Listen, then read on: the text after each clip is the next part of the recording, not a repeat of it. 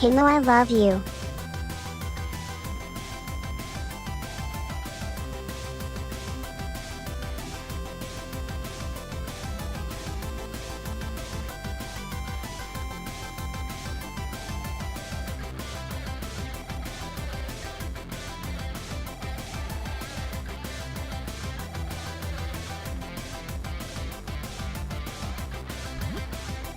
I have done nothing but teleport bread for 3 days.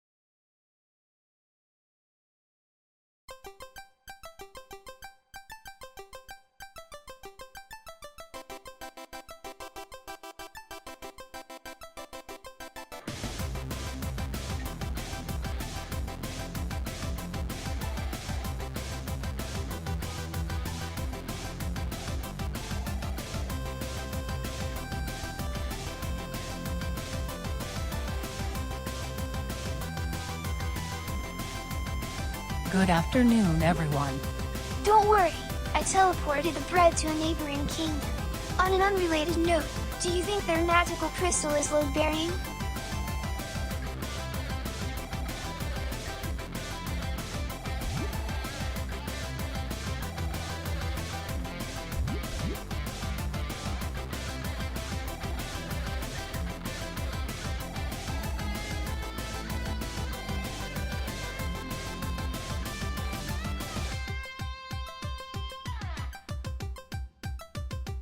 I think load-bearing magical crystals are normally the purview of liches in Capcom games.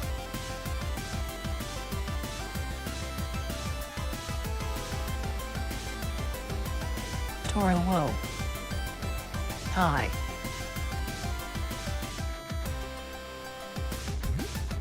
Thank you for the follow. I know you. Haha.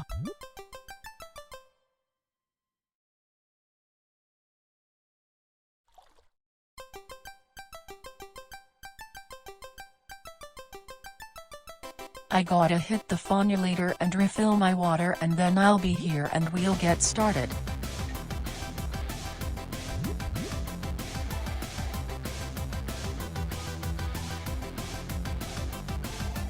Lutra, thank you.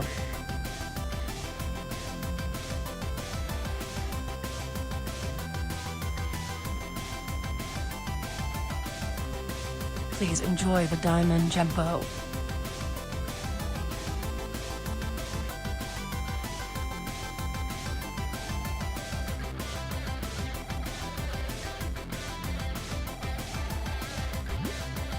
I think that famous lady said something about a load-bearing crystal in song. Rhyme stair place? Wait, that was a load-bearing brain. Okay, faunulator, time for real.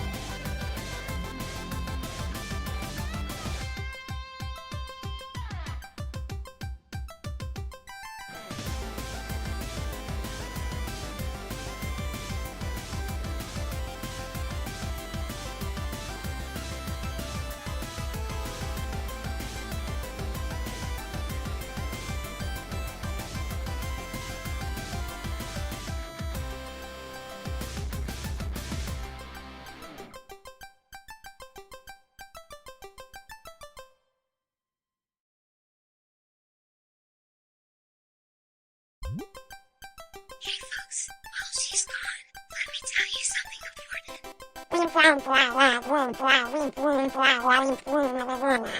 That was funny, right? Seeing you.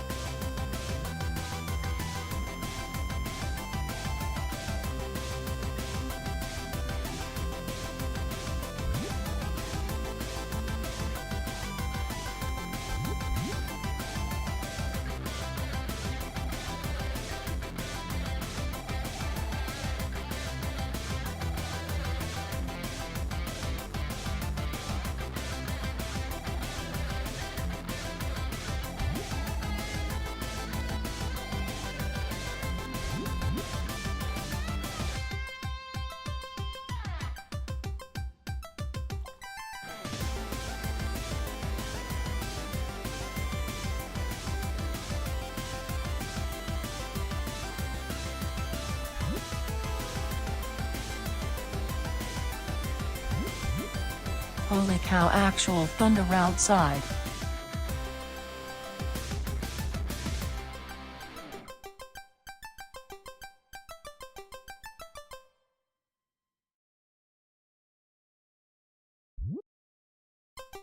If I lose internet or power, I will make a post, haha.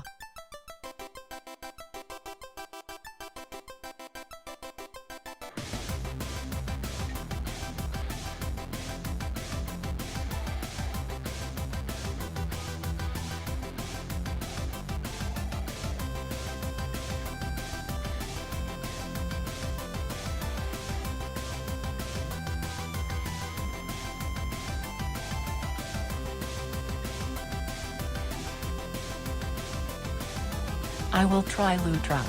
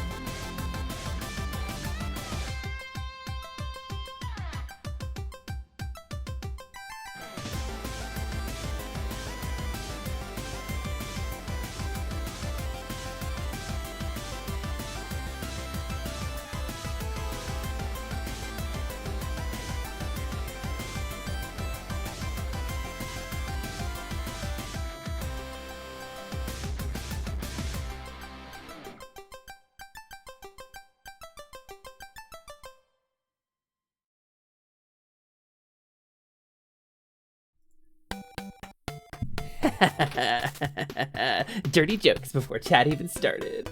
Oh yeah! Hello everybody, welcome in. It is nice to have you here.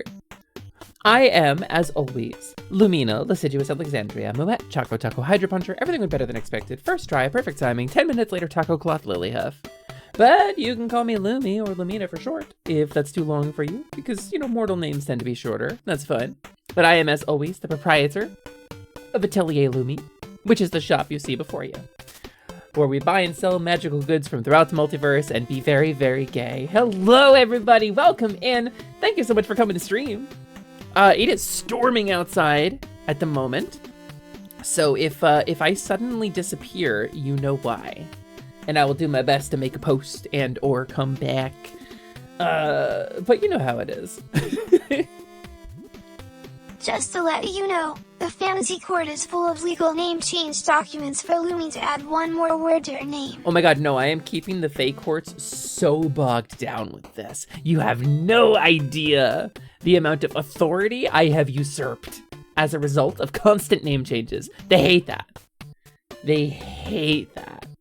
You know, I can't imagine fucking with the Fae is going to result in anything negative happening to me, right? I mean, They're pretty nice people. They're pretty understanding. They're fairly forgiving. This is my familiar, if you don't know him. His name is Slyman. It's Slyman Gelmont. He's my little goopy guy, my little sloppy soldier, my little jelly guardian. And I love him very much, but sometimes he says things that are out of pocket. So don't take him too seriously. So hello, everybody. Hello, Sylvie. Nice to see you. Hello, Lutra. Good luck on the thunderstorms. A geesh has been imposed. We are not forgiving. Our vengeance is coming. Ooh, that's not even a geesh. That's just a warning. Well, we'll deal with that as it comes. If you're not careful, you might become PIKMIN if frogs been Lily. Yeah, name magic has a lot of power, Slyman. But, I stream other stuff. I've got Wargroove 2. That's coming out on the 5th. But there's no immediate embargo on this, so I can tease this right now. Because Chucklefish Games is awesome. I found out this morning that Chucklefish Games sent me a code for Wargroove 2 and said, you can play it early. Here's a sneak peek for you and your community. So gang, in addition to Diggy's 2-year stream anniversary, Diggy's 2-year stream anniversary on Saturday, we're probably gonna do some Wargroove 2. A little preview, a little early access, a little pre-bites prior to the meal, a little bit of drooling on the plate as you look down at your meal. That's what we're gonna do for Wargroove 2. I'm very bad at it. So, basically a games journalist. So that's very exciting. And yes, we've also got Destiny 2 until there is a strike. I will be supporting the strike when they ask me to start boycotting. Until they ask me for a boycott, I will not boycott because demand is important. And depending on the terms of their strike, I'll be obeying the terms of the strike to the letter. Because I want to help the workers. That's what we do. And if it means I got less content to stream, then I'll stream something else. I'll shake my butt. I don't know. Hello, Red Mage. Hello, Noel. I did, in fact, get Wargroove 2. Chucklefish was like, hey, Lumi, you did a good job with Wargroove 1 on your stream, and you did a cool giveaway for your code. So here, go ahead and have Wargroove 2. There's no embargo, so go ahead and play it. Which is so cool. It was so cool of them to give us that. I'm very excited about it. It's gonna be pirate time. It's gonna be awesome. Also, hi, Valera. Welcome in. Welcome in, Valera, one of my favorite dragons in the world. Hello. This weekend, I'm gonna run solo D&D adventure for a kid. For the kid, I gave the fox skull mask. Oh, I saw that. I saw that in the Discord. You know, is that actual taxidermy? Because I know at least one other person in our community who does taxidermy stuff. Personally, I can't. I have difficulty looking at it because, like, the only reason I am not like a full vegetarian is that I can't always cook for myself, and vegetarian pre-made food is extremely expensive. It's cool though. It's very cool. So I was looking at it, and somebody was like, whoa, is that real? And I was like, it kind of looks real. A streamer I was watching last night just DM'd a list of games that would be affected, but I can't seem to find it anywhere. It's all over Twitter, Noel, but we'll see. We will see what happens with that, because there will be a formalized list that will, I guarantee you, especially because it affects streamers, the strike organizers are going to put something together. They're going to be like, here is how you help us with the strike. They're going to tell us. So we follow the organization of it, you know? We love supporting strikes. Power to the people. That's right, Sylvie. That's 100% right. El problema es el capitalismo. So, hello, Vriska. Welcome in. Nice wiggles. Good job. I would say 8 out of 8. Great wiggles. Let me throw it back. I can throw it back. I can throw it back at least a little in virtual space where my model's movement is handled by an IK solver as opposed to my actual spine and thighs. I'll be honest with you, Valera. Becoming a VTuber has given me something to throw back, which is nice. It's a nice development. Totidoki, my model artist, gave me butt bones. My butt actually jiggles, but I don't focus on it on Twitch because that's against the terms of service. That was 3D printing? Takirosh! That's so cool! It was so authentic looking. That's really cool. Oh my god, that's so much cooler. That unofficial list has Hexen on it? Hexen?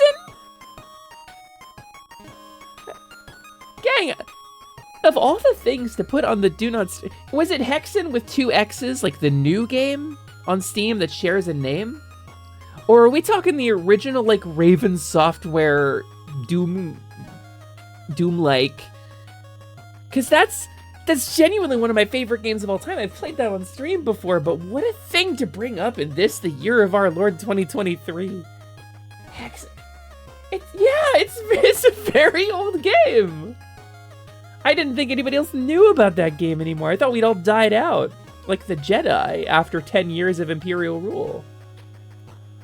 I hope Apollo's gift doesn't work through voice, because otherwise... oh, hello, Scrambled Egg! Hello, welcome in. Imogen, right? Am I remembering that correctly? It's been a couple months since I've seen you in here, but hello. I managed to tweak settings enough so that my connection is just barely stable enough for Twitch. That explains it. Okay, cool. I couldn't remember. I was like, wait a minute, Imogen, you changed your name, right? I'm on top of things. I got a brain in here somewhere. It rattles around. It's not as smooth as my little bro Carnage's, so it's less aerodynamic and less efficient. It's good at stuff. It's got a lot of wrinkles for catching thoughts, but it's very slow. It's very inefficient. Like Carnage, he's snappy. Hexen takes me back. Hexen, I wish Hexen would take me back. We had a really bad breakup after Strife. Let's say we went through some Strife together, and Hexen wouldn't take me back. There was a Hexen 2, but it wasn't the same. There was an Assassin. It was like Quake Engine 3D. You know, just... I wish Hexen would take me back. I was alive when Wolfenstein 3D came out. Technically, so was I. Technically. Was I conscious? Did I have a developed brain enough to, like, be a creature? Probably not. I will say probably that is not the case. And, you know, there's that myth about, like, your brain's not fully developed till you're 25. It's not technically true, because your brain really never stops developing. It just slows down a lot around there.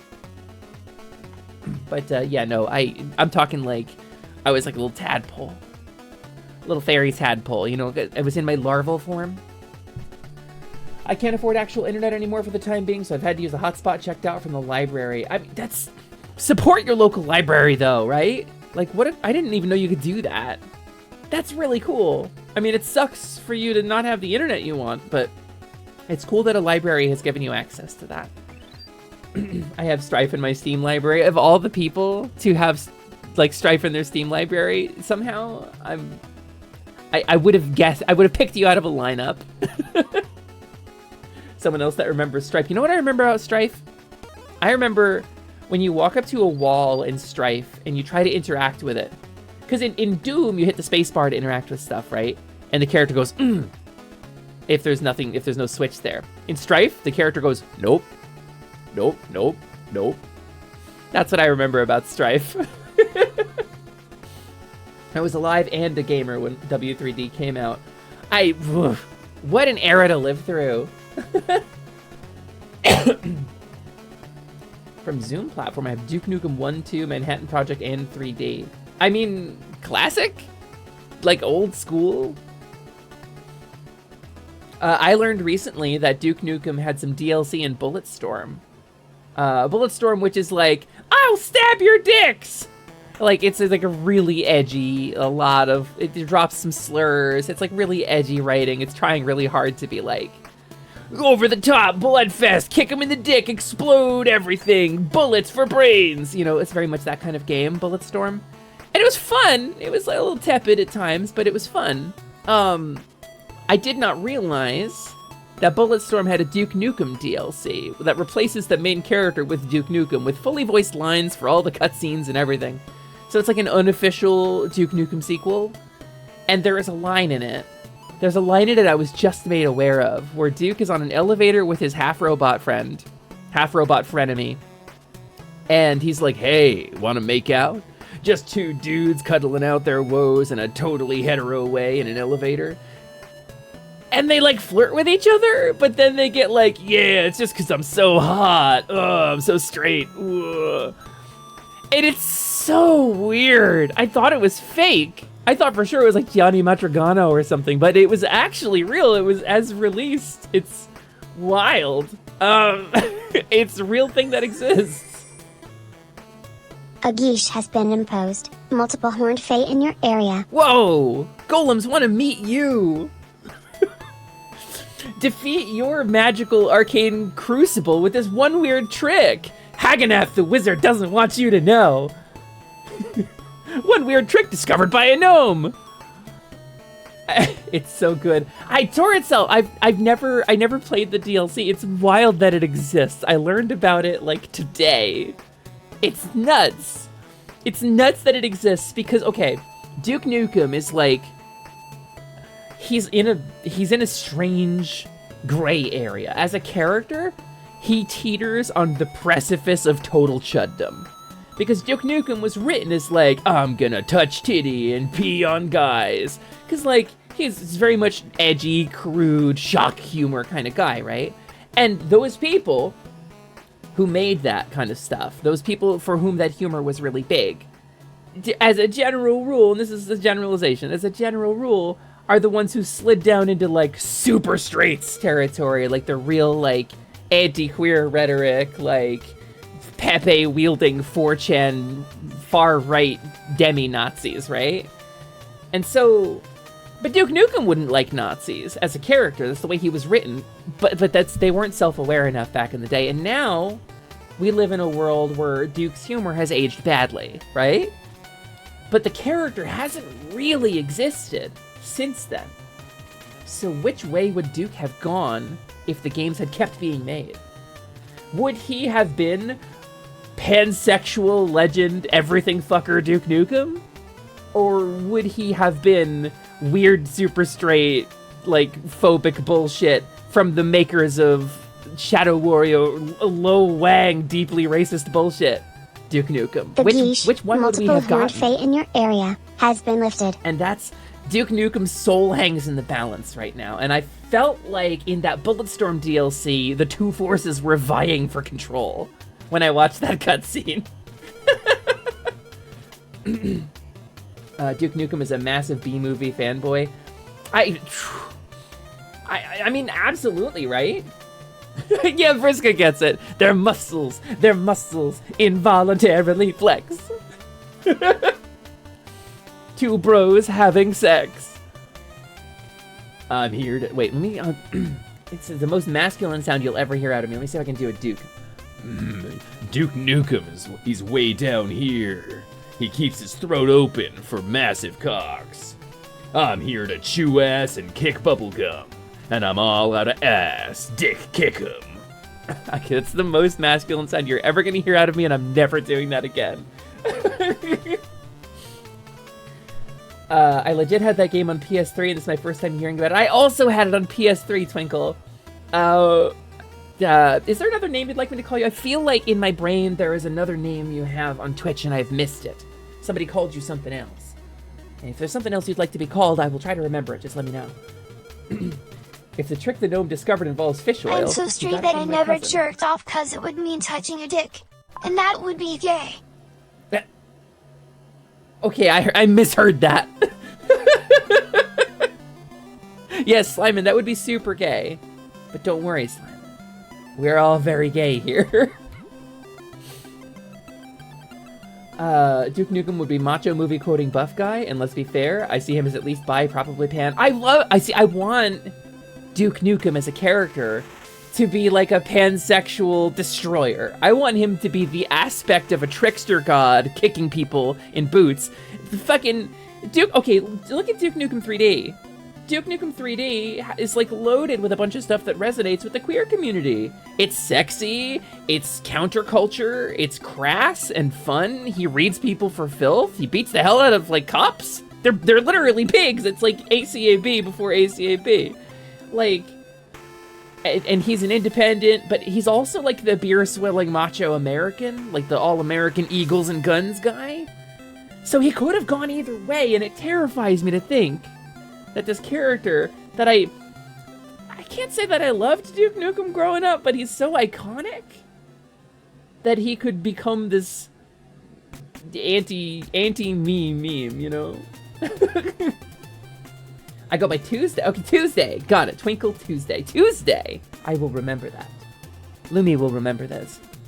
Oh, that should be a redeem. That's gotta be a redeem. We're gonna do that after the stream. It's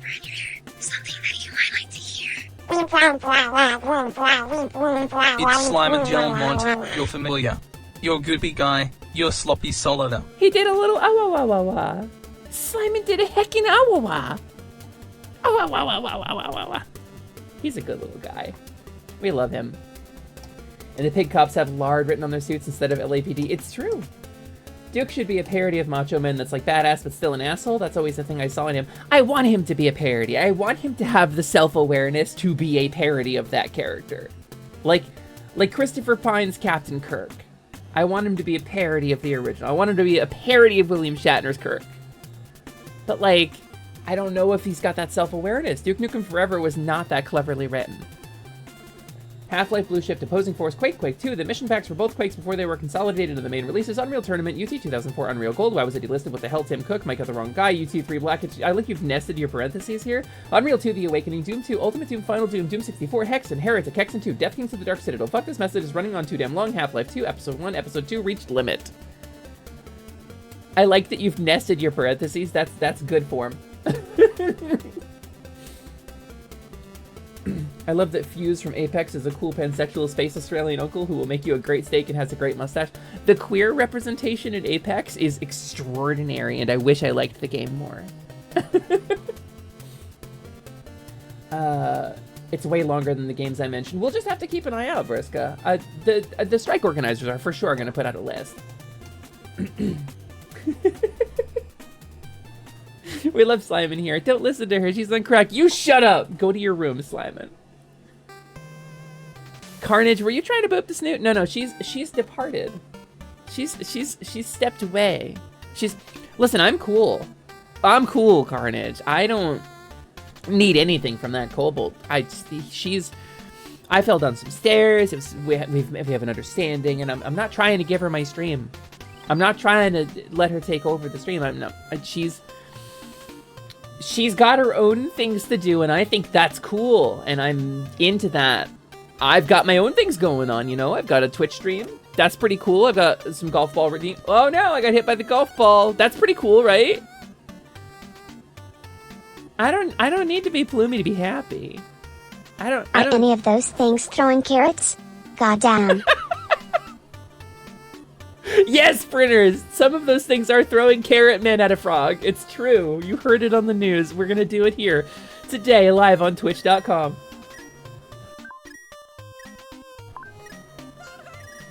Well, shit, hurry up. Well, now.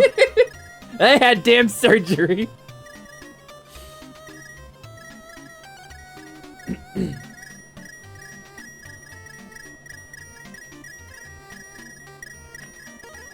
Well, Lumi died. Lumi died. Lumi's gone forever. Listen, if I die midstream, I have a backup. You know, that's nice. It's nice to have a backup, you know, an understudy. Oh, don't tell her I called her an understudy. That wouldn't be good. Wanna know what's cool? What's cool, Bancha? What's cool, Bancha? Wait, is it the rupees? Is that what's cool? Is that what you're referring to? If I clear the queue, nothing happens, right? Nothing happens if you clear the queue. It's true. Because Vignon doesn't have a feature that unloads all the redeems all at once if you clear the queue. So that's why I have really kind of obnoxious, like, throw lots of shit redeems, because Printers was very sad that I switched from tits to Vignon. And the clearing the queue no longer threw a bunch of crap at me, so. Is she an off-site backup? She is her own person. She is a discreet being. She's much more character-focused. She does a different sort of thing. But if I die, I guess...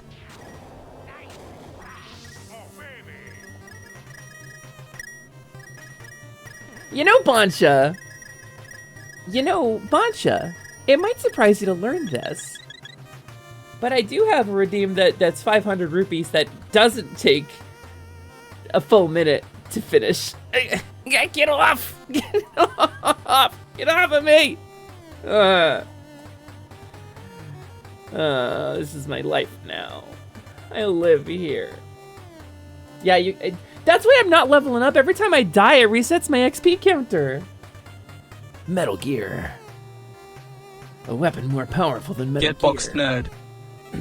Get boxed. Listen, Carnage. Classic_Carnage at twitch.tv. You don't have a box redeem, but I do have your model. I can put you in a box too. Would you like that, Carnage? You better watch out, little bro. Foolish little brother. I can put you in a box just as easily. Finally, a home I can call my own. Oh, that actually, okay. That's actually like doing you a favor, alright. And so it's more familiar to the home you currently live in. I'll float it in the middle of like a pool. Classic_Carnage at twitch.tv. That's right, Diggy! That's right, Diggy. How you doing, Diggy? How's it going? How's it going? Hey, Diggy. Hey, Diggy. I got a question for you. Diggy, do you have anything coming up that you'd like to plug or promote? Any kind of like events or like cool streams coming up on like upcoming days? Because I think that'd be really cool if you promoted anything you had coming up.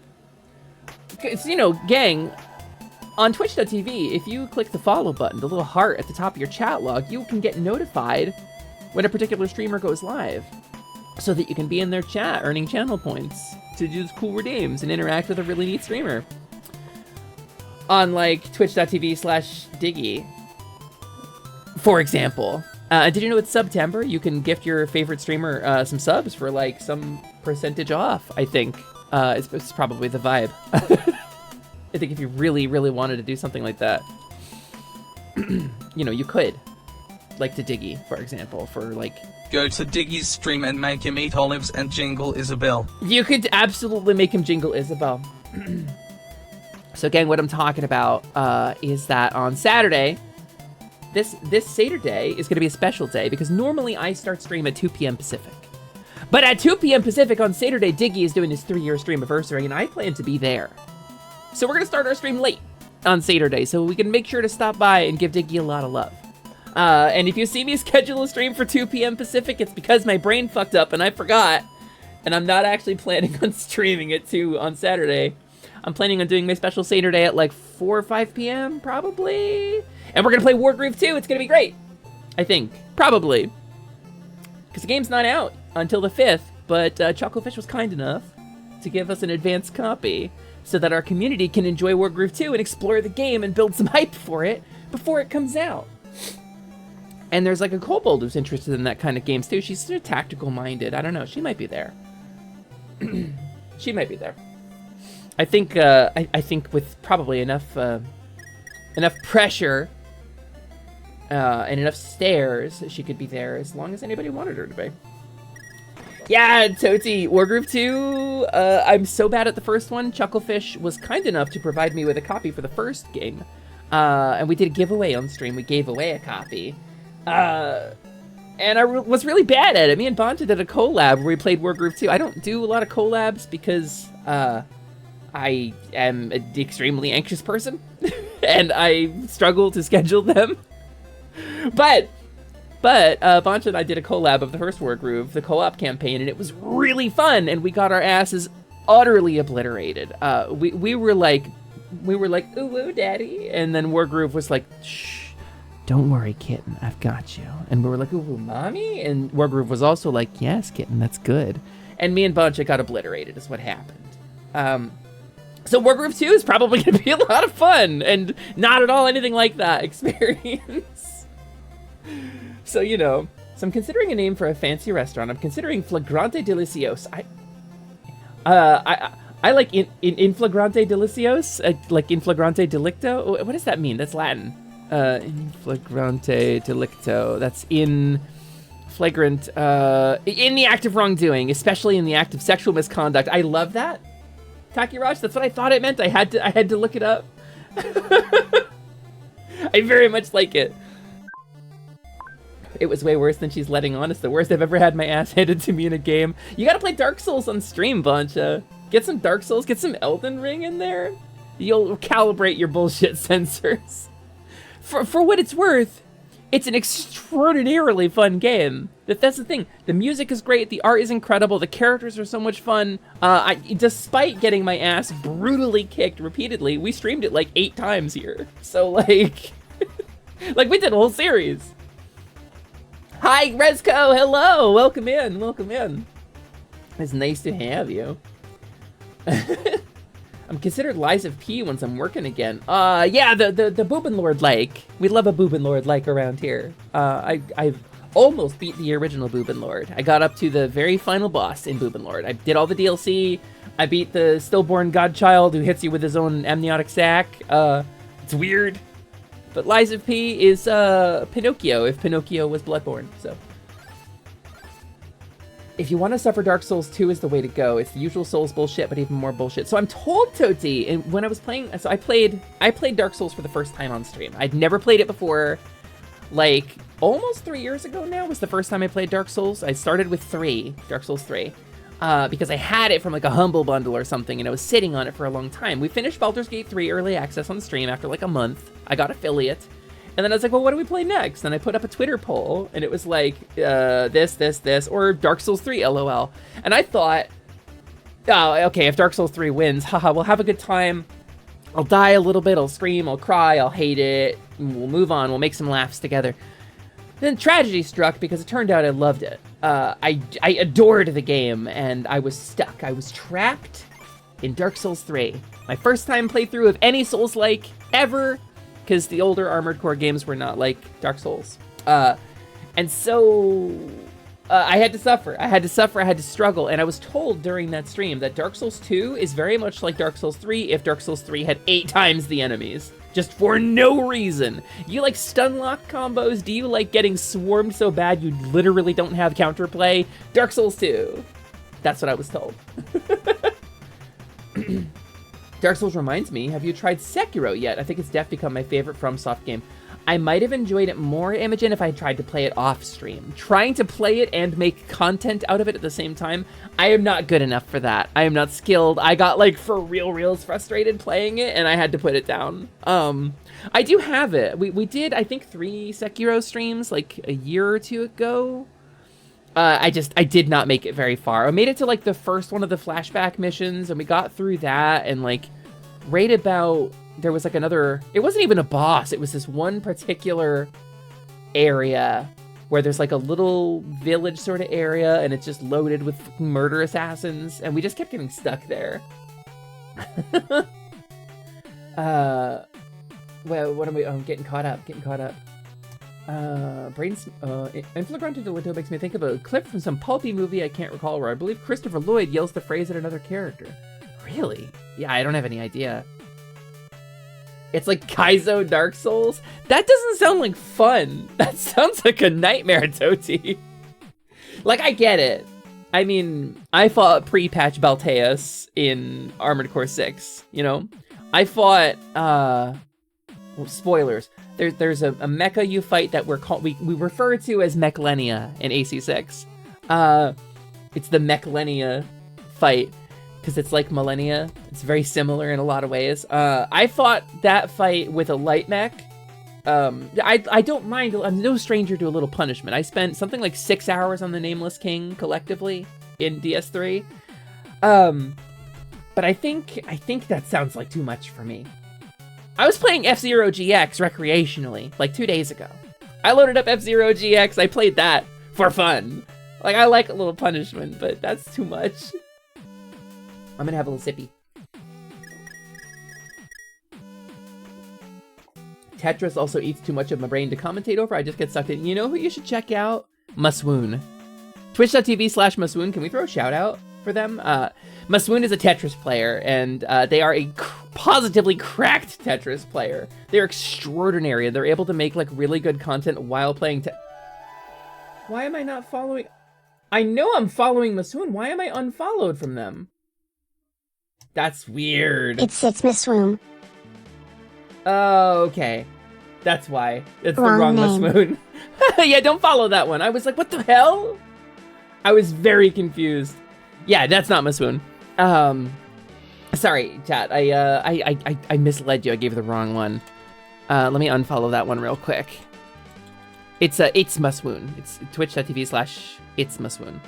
Let me unfollow. Oh, this person has 1 follower. Oh, I feel bad unfollowing. I'm their only follower and I'm unfollowing. Well, so it is. So it is. Howdy, my dudes. How y'all doing today? Howdy, my dude. Not Welcome in, anymore, the they great don't, haha. Zelos. Thank you so much for coming to stream. Thanks for the first time chat. My name is Lumina, Lasiduous Alexandria, Moet, Choco Taco, Hydro Puncher, everything went better than expected. First try, perfect timing, 10 minutes later, Taco Cloth, Lily Hoof. But you can call me Lumi or Lumina for short. I understand mortal names tend to be a little shorter, so that's my contribution to our friendship. And I am the proprietor of Atelier Lumi, which is the magical shop you see before you, where we buy and sell goods from throughout the multiverse. Sometimes we do some crafting, because it is an atelier. It's a workshop where a bunch of people work. And I make those potions you see at the bottom of your screen, and I sell people's golf balls back to them for 15 rupees a pop after they hit me with them.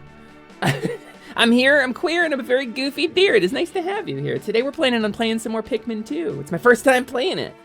But we're starting out with some chat, because we like to do a little pre-game, a little warm-up, a little wiggle wombus before we get into the big rhombus. I'm very excited. Yeah, that was fully the wrong Masmoon, though. Don't follow them. I don't know who they are. Why are you unfollowing someone with only 1 follower? Yeah, we did a wrong shout-out, Darth. They're so fun, and my hands were angry when I saw one at Galloping Ghost. Oh, what are we talking about? Wait, we're not talking about them. We're talking about... Oh, the Grandmaster Cabin? Whoa. That takes me back. That takes me way back.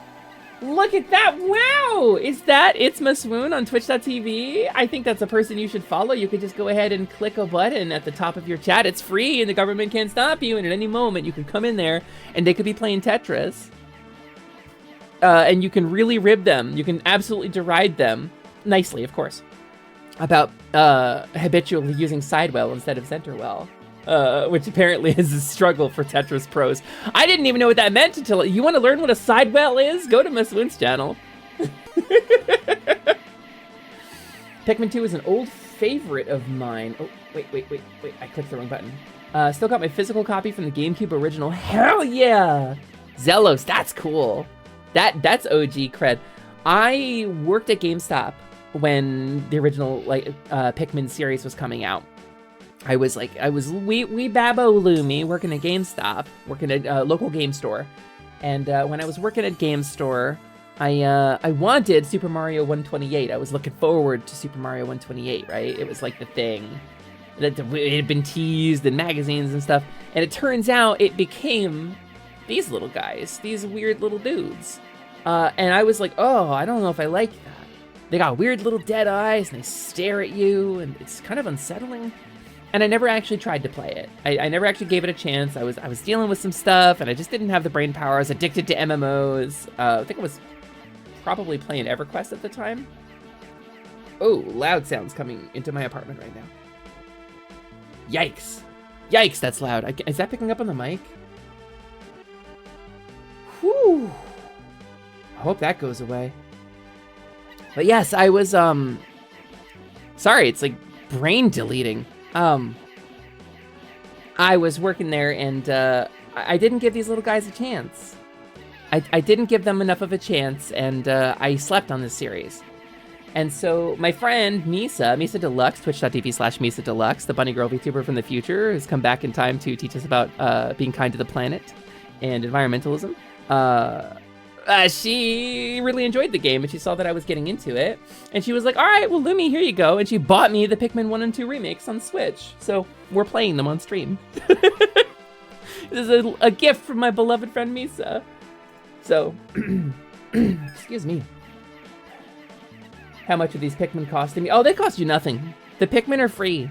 They're a renewable resource. Did you know that?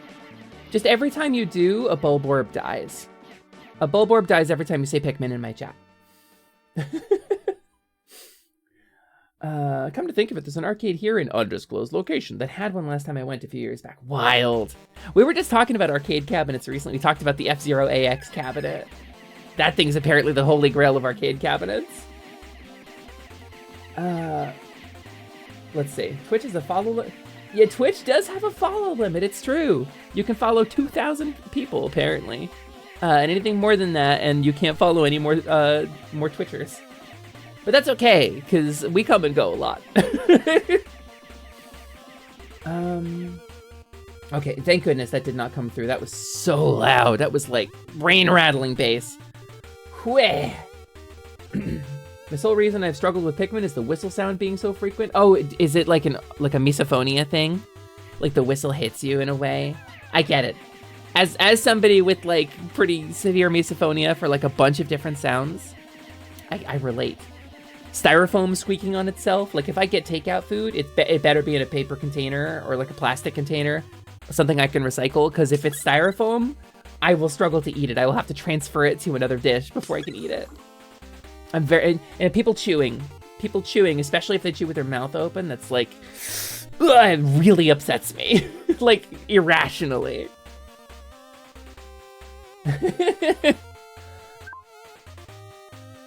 Can't believe you're Pikmining me.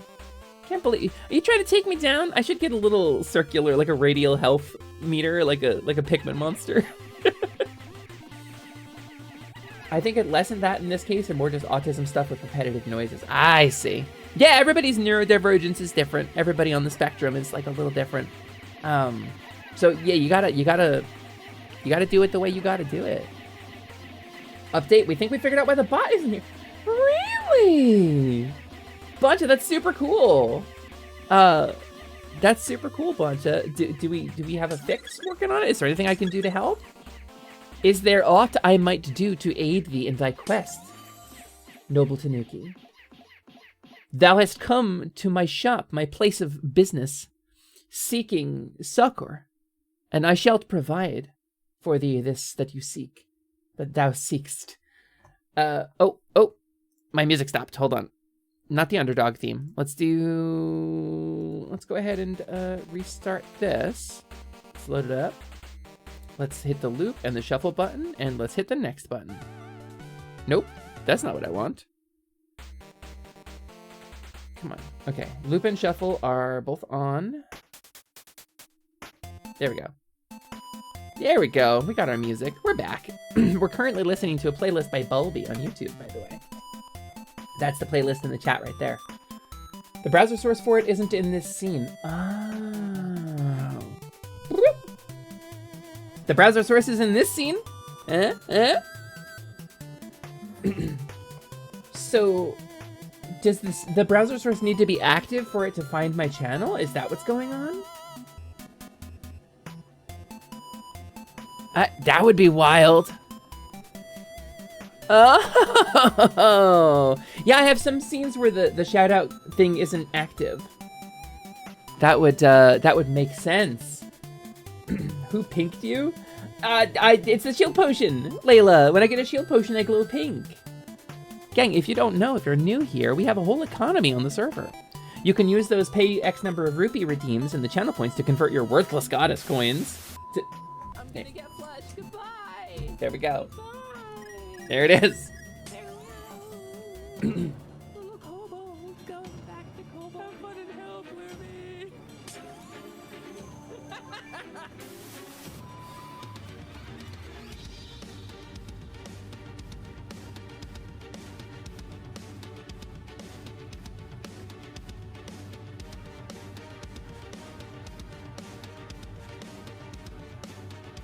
You know, they did it to me, and I'm not even mad. So, they ambushed me on my birthday with that. It was wild. It was truly something. You know what, Bancha? You know what would really help me? If you have any knowledge of this, is there a good way to tie the audio volume of two OBS sources together? So if the clipbot is playing, it will mute one of my audio sources. Because previously when I wrote my own clipbot, I had it silence my desktop capture. and then bring it back up after the clip was done playing, and I don't know how I'm going to implement that. I do not have any idea how to even begin looking at that. If you have some knowledge of this, I would love it if we could figure that out. Because I just have not had the brain juice. That moment was incredible. So yeah, what happened was it should be a side chain. Side chain? What is it? Is this a new audio term I'm learning today? Side chaining? Is that like audio ducking? I know of the word. So what happened, if you don't know, is I did a birthday stream on Friday. It was my birthday on my birthday, and I had been saving up for months to try to get a model commission, to do some side content, to do some fun stuff as a little kobold, unrelated to my main streams. We have a whole thing. It's me and another person, and we're like working on some content and having a good time. And it's this whole character who I did for April Fools. I crapped out a really amateur 3D model for this little kobold. And it was a pun because people misread my name. Level Up Plumie. They were like, oh, Lavelu Plumie? All right, hi Plumie. And so Plumie became a kobold on the channel. And I had been saving up to make the kobold model to get it officially commissioned by my actual model artist, who is a brilliant talent. And Totidoki, if you're here, you son of a bitch. What happened was I had been saving up, and I had to spend the money on life changes. Some urgent life stuff came up, and I had to drop the money on plane tickets instead, because I lost my health insurance. It's like a whole thing. It's a whole rabbit hole.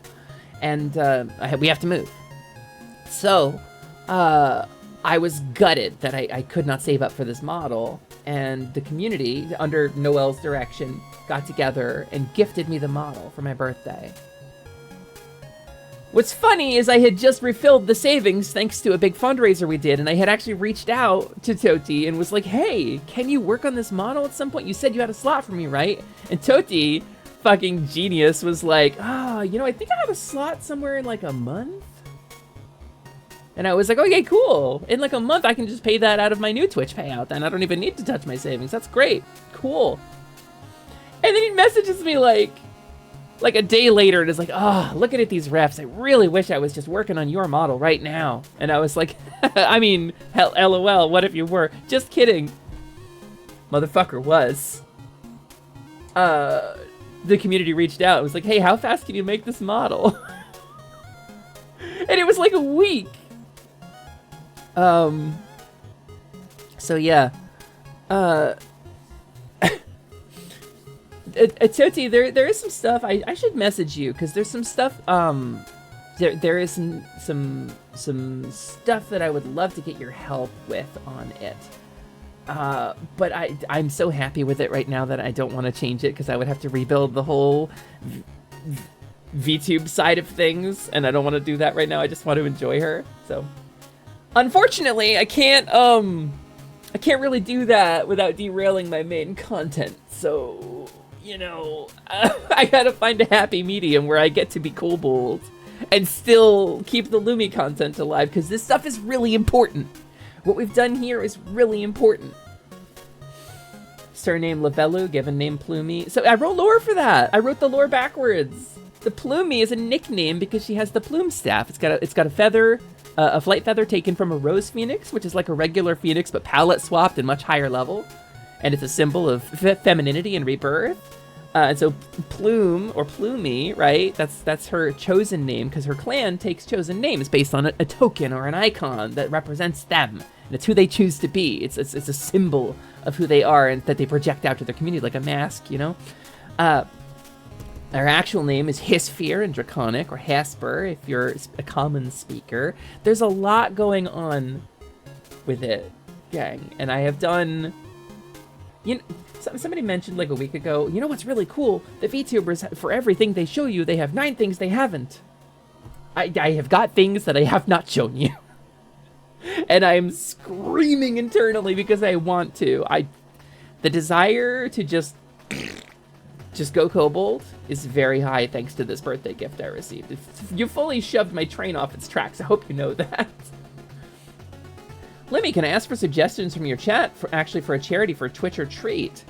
That's a great question. Child's Play is like the obvious choice, but there are some other, I mean, Gamers Outreach is a good place to start, right? Gamers Outreach has a really good charity program. They do a big fundraiser every year, raising money to build the game carts for children's hospitals. They do the SummerSlam event. That's not a bad idea, I think. I saw that I forgot to rig the feather of her staff. I was gonna do that on my own. I thought you weren't going to, but you're fully welcome to. So, okay, you know what? I'm gonna. Tootsie, you want to see what I'm talking about? I'll show you what I'm talking about. I'll show you what I'm talking about right now. Unless you'd rather I didn't show it on stream. That's up to you. Child's Play and take this. Yes, take this also good. We did take this last year. Oh. Twitch Retreat's gonna be cool. Tuesday, yeah, world building. So one of the tags I use when I'm streaming sometimes is TTRPG. I've been doing TTRPGs for a very long time. I was a writer before I was a VTuber. I got that sick Chris Perkins follower on Twitter. You know, lead designer of D&D. It's, you know, it's fine, but I'm not just a D&D player. I'm a broad spectrum TTRPG player. World building is, I used to have a redeem for it. People would be like, here's a prompt. I need you to ramble out and improv some world building and character shit while you play your game. And it was just too hard to make content while playing the game and rambling out world building stuff, so. But it was fun, but it was never as funny as I wanted it to be, so. Toti maybe is not watching chat. That's fine. That's fine. I'll take this. No excuse to be a kobold right now. It's cool. I'll find another one. Hi, Saison. Welcome in. Welcome in. Nice to have you. Wonderful to have you here. With the Russo emote too. We love a Russo emote around here. Yeah. Listen, Noelle. Noelle, it's fun. Did you see my promo art for today? Did you my promo art for today? Did you see it? Look at this. I've been struggling. She won't take it. I'm trying to. I mean, I'm not trying to. Obviously she's taking it over. Obviously, she's just any excuse. I don't know. So we're gonna try to play some Pikmin today at some point. I think it's the vibe. She's clearly saying she's not. You know what? The words, okay, mean things, Noelle. Sometimes a word doesn't mean what you think it means, and it means what the word means. And when somebody is saying to you words, then you have to acknowledge that you might be receiving those words in a way that is not in line with the way those words are perceived. You understand what I just said. So obviously, anyway, there's a kobold, and she's gonna take over the stream full time starting tomorrow. I'm sorry, gang. I don't think I can stop her. I think she's too relentless.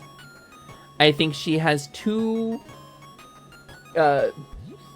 fervent a grip on my stream content. She's too deeply ingrained, and obviously she's too deeply ensconced in all of your hearts, and I just have to give up the stream. So I know you'll all understand anyway.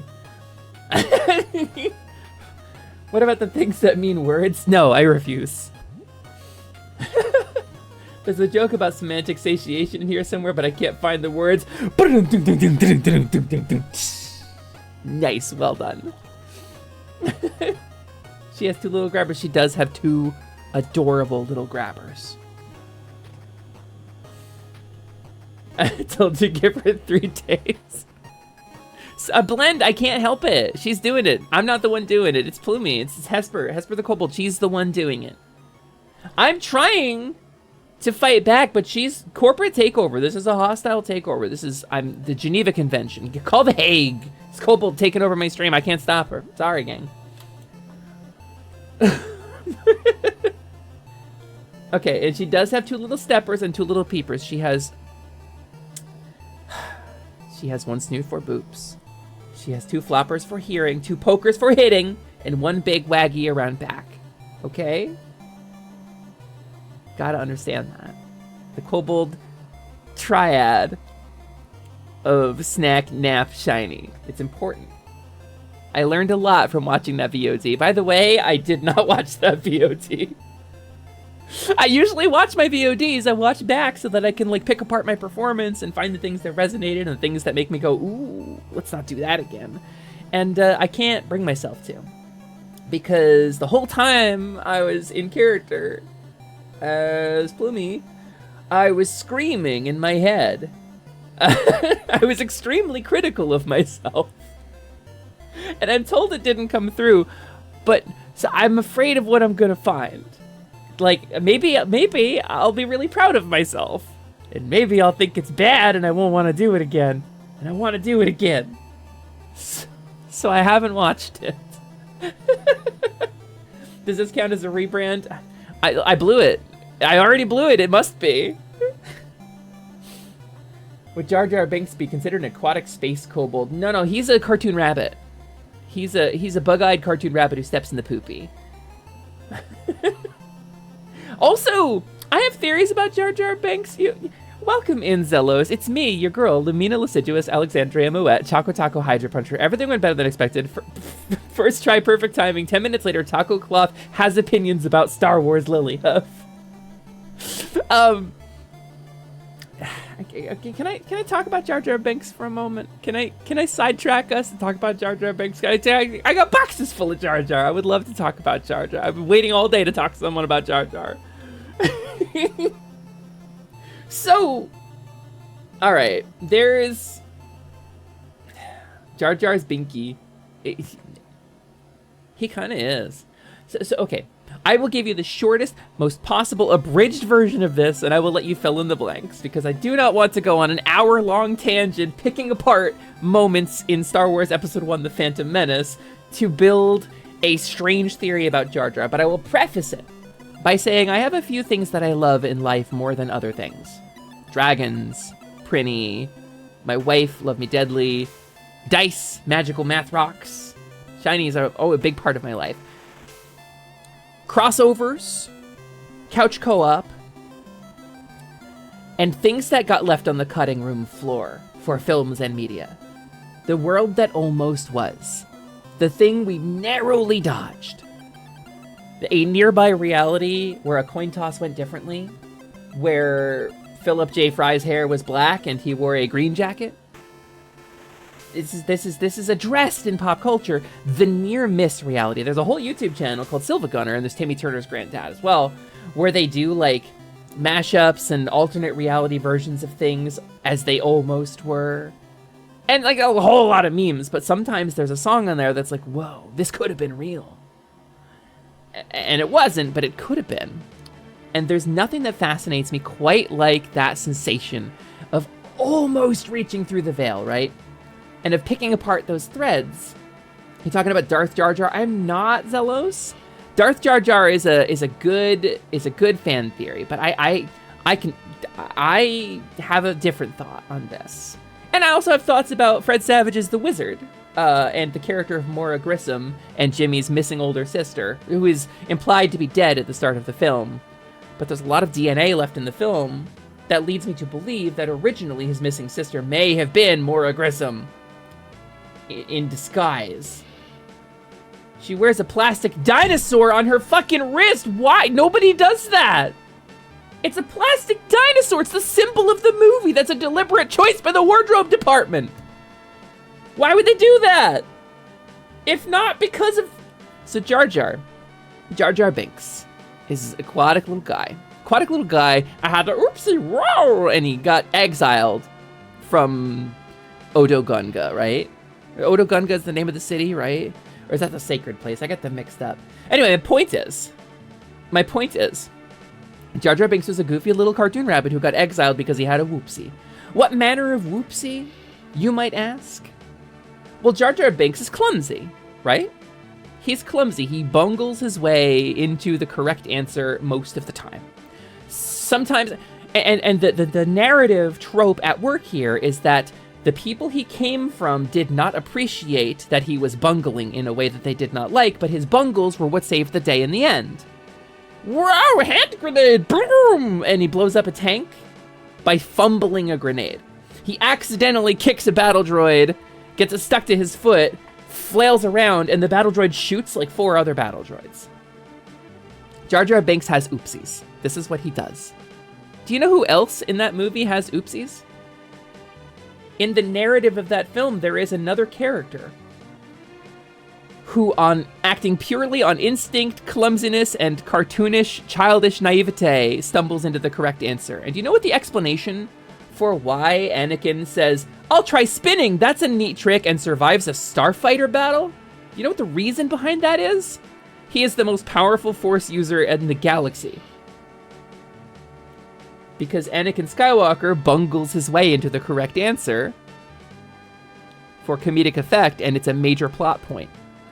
You do not set up parallel narratives in a film if you are not trying to set up parallel narratives. You can't tell me, despite its glaring dialogue flaws, its terrible pacing issues, you cannot tell me that one of the most expensively produced films of the 1990s was unaware that there were parallel dialogues there. But I have more. There's a scene when the crew is first arriving in Tatooine, when they're first going into the city to look for parts for the ship. And Padme comes there in disguise as her handmaid alongside with Qui-Gon. And Qui-Gon says something to the effect of, "What the Queen doesn't know won't hurt her," and goes into the city. And Padme, her eyes follow, and she's like, "Oh, fuck this guy." And she says something under her breath, right? And it is an inflammatory statement. It's like, you assume much about the Queen, or there's much you don't know. She says something that is like sassy and creates tension between the two characters. An emotional beat. Jar Jar is standing behind her in this moment, and Jar Jar lip syncs the words that she says. Watch it back. This happens. This is a thing. Jar Jar's mouth moves for that. He's not like licking his lips. He says a line there. I'm confident. And maybe on the rewatching I could pick it apart in the frame by frame, but I'm talking like in the VHS, back in the day. So I will attest that he opens his mouth and says a thing there. And you might think like, oh, well, maybe the actor who plays Jar Jar was like, maybe it's an error that got left in. He's CGI. In the days before that kind of mocap, he's manually animated and lip sync. Someone was paid thousands of dollars to animate that scene. Why? Why did he do that? Why did Jar Jar say the thing that was in her mind? Why is Jar Jar influencing her? Darth Jar Jar? Is Jar Jar just deeply in tune to the creatures around him in a really fundamental way? So Jar Jar Binks, right? Amphibious creature, lives underwater, magical underwater city, tremendous sacred place that they all go to. Jar Jar Binks bungles his way through everything. Jar Jar Binks, upon meeting Obi-Wan and Qui-Gon very early on, leads them to the water. Number one, is in exactly the right place at the right time to meet the sole 2 Jedi on the world and lead them on the course they need to go. Plot convenience? Maybe. It's Star Wars, though. Very little happens on accident. So, Jar Jar Binks does a standing leap into the water, like a quadruple somersault, hangs in the air, impossibly acrobatic, perfect form, enters without even making a splash. You want to tell me that Jar Jar Binks, the guy so clumsy he was exiled, could do like a quadruple fucking somersault and land perfectly in the water and lead them gracefully down into the city? You want to tell me there wasn't something there? The concept of a Force-sensitive Gungan is really cool, gang.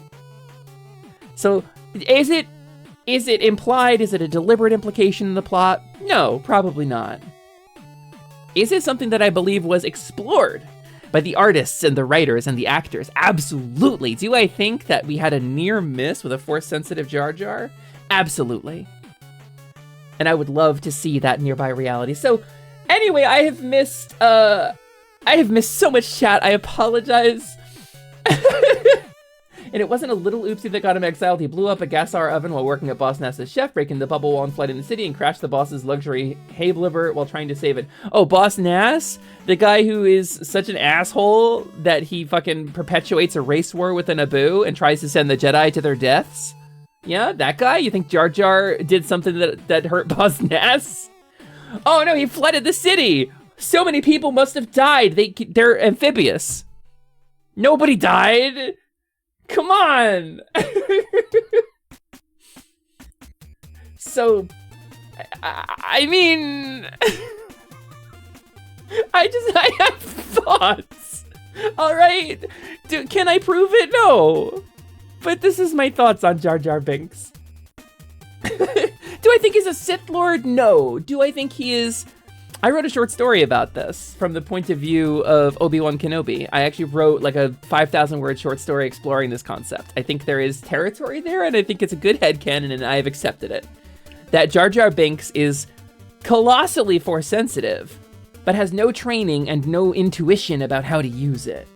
And I think he is like a puppet in a riptide. I think he's getting yanked around in every direction by an incredible swell of the living force around him, and he has no fucking clue.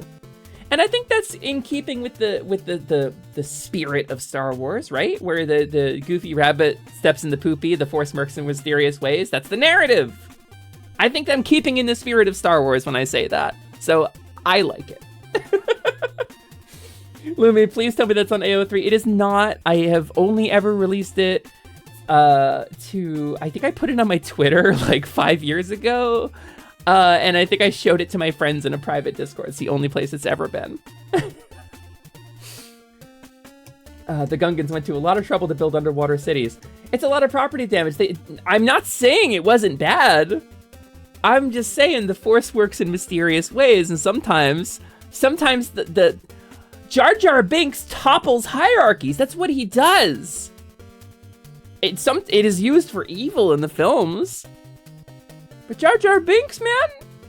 Can you hear the people singing the songs of angry fish? I think Jar Jar Binks is an accidental revolutionary, and I think he's done it more than once.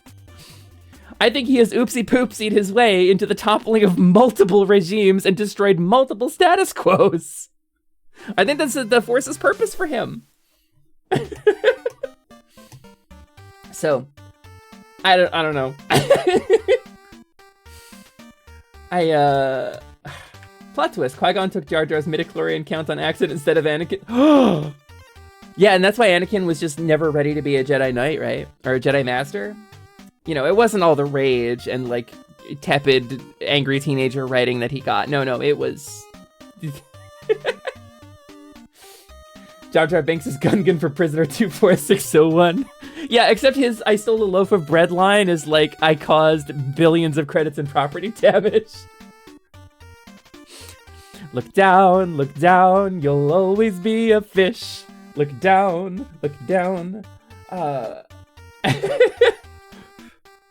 Would a geesh be enough to unleash this fic upon the world? I'd have to find it, Lutra. It would be very embarrassing. I never proofread it. I don't remember all of the content in it. I wrote it 5 or 10 years ago. I would have to find it. If I could find it within 2 minutes, the geesh would do it, I'm sure. But I'd have to find it within 2 minutes. You can orphan fan work on AO3, so it's not known you wrote it, for example. I've never posted to it. I've never actually posted a fic to like an archive, so.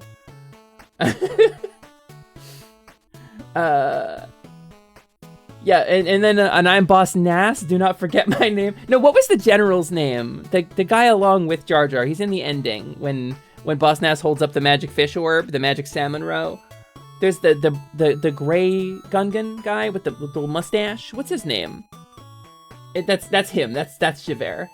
Glupshido. Yeah, he has Glupshido. Wow, I can't believe he's in this. Hi, Foster. Welcome in. May he defend the canon from those who would rename Jizz music to Jats music. Yeah, they can take our jizz, but they cannot steal our jizzy spirits. They cannot quell the jizz that roils within us. They, for the record, the Cantina theme from Star Wars Episode 4, A New Hope, George Lucas referred to it as jizz music. Like jazz, but he changed a letter to make it spacey because George Lucas did not realize that jizz was a slang for something else. That's the story. If you're not a Star Wars fan, that's the controversy right now. They have canonically said that is jazz music, and they reference it. They said, and it has been known by other names, some more savory than others, throughout other parts of the galaxy. So all the canon writing that calls it jizz music can stay in canon, which I don't think there is any. I think that's all EU and Legends stuff now. Hi Layla! Did I say hi to you? I don't know if I said hi to you, but I there you are. I feel like I have responded to your chats, right? But I don't know if I ever said hi. I will not fall for this Jats gaslighting. Stand up, rise up and fight back. We cannot allow them to take our canon. I mean, I guess we did get Thrawn and the Chimera, and Rebels was really good, and like, yeah, Ahsoka is turning out to be really good, and I really like it as much, if not more, than I like The Mandalorian, which is really saying a lot. No spoilers. But they cannot take our jizz. I mean, I literally don't have testicles anymore, so like... Oh, they would took away my jizz music. Hi, Moosin! Yeah, I can't believe they took it away. I can't believe they would do this to us on this, a year that contains May the 4th. It's truly heartless. They should have waited for a year that didn't.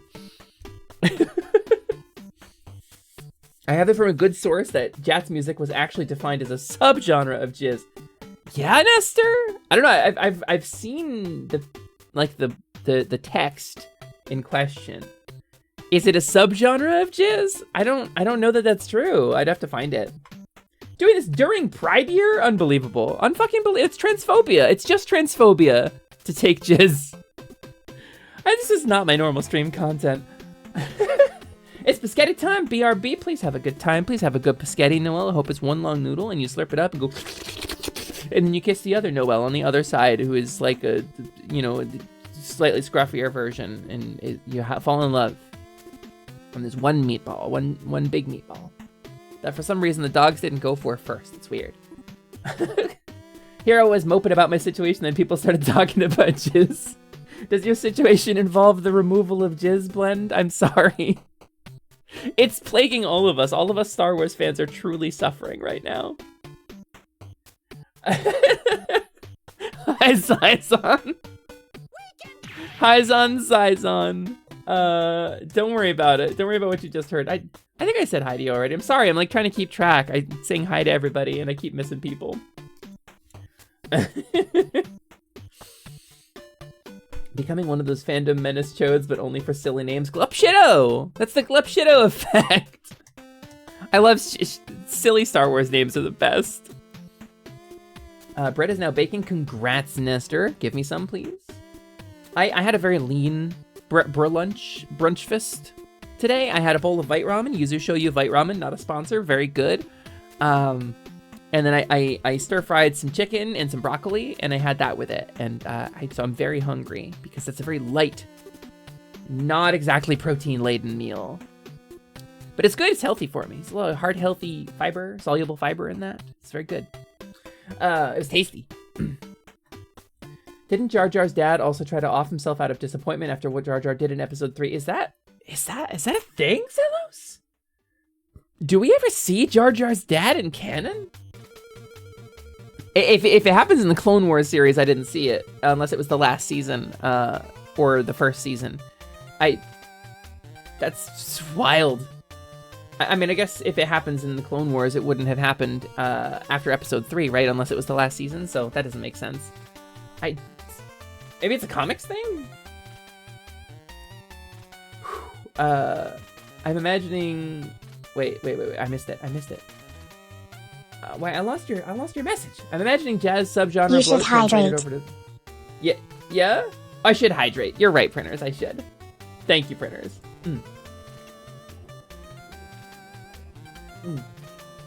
I am imagining jazz subgenre bloat translated over to Star Wars. Hard jizz, cool jizz, jizz fusion, free jizz, spiritual jizz, avant-garde jizz.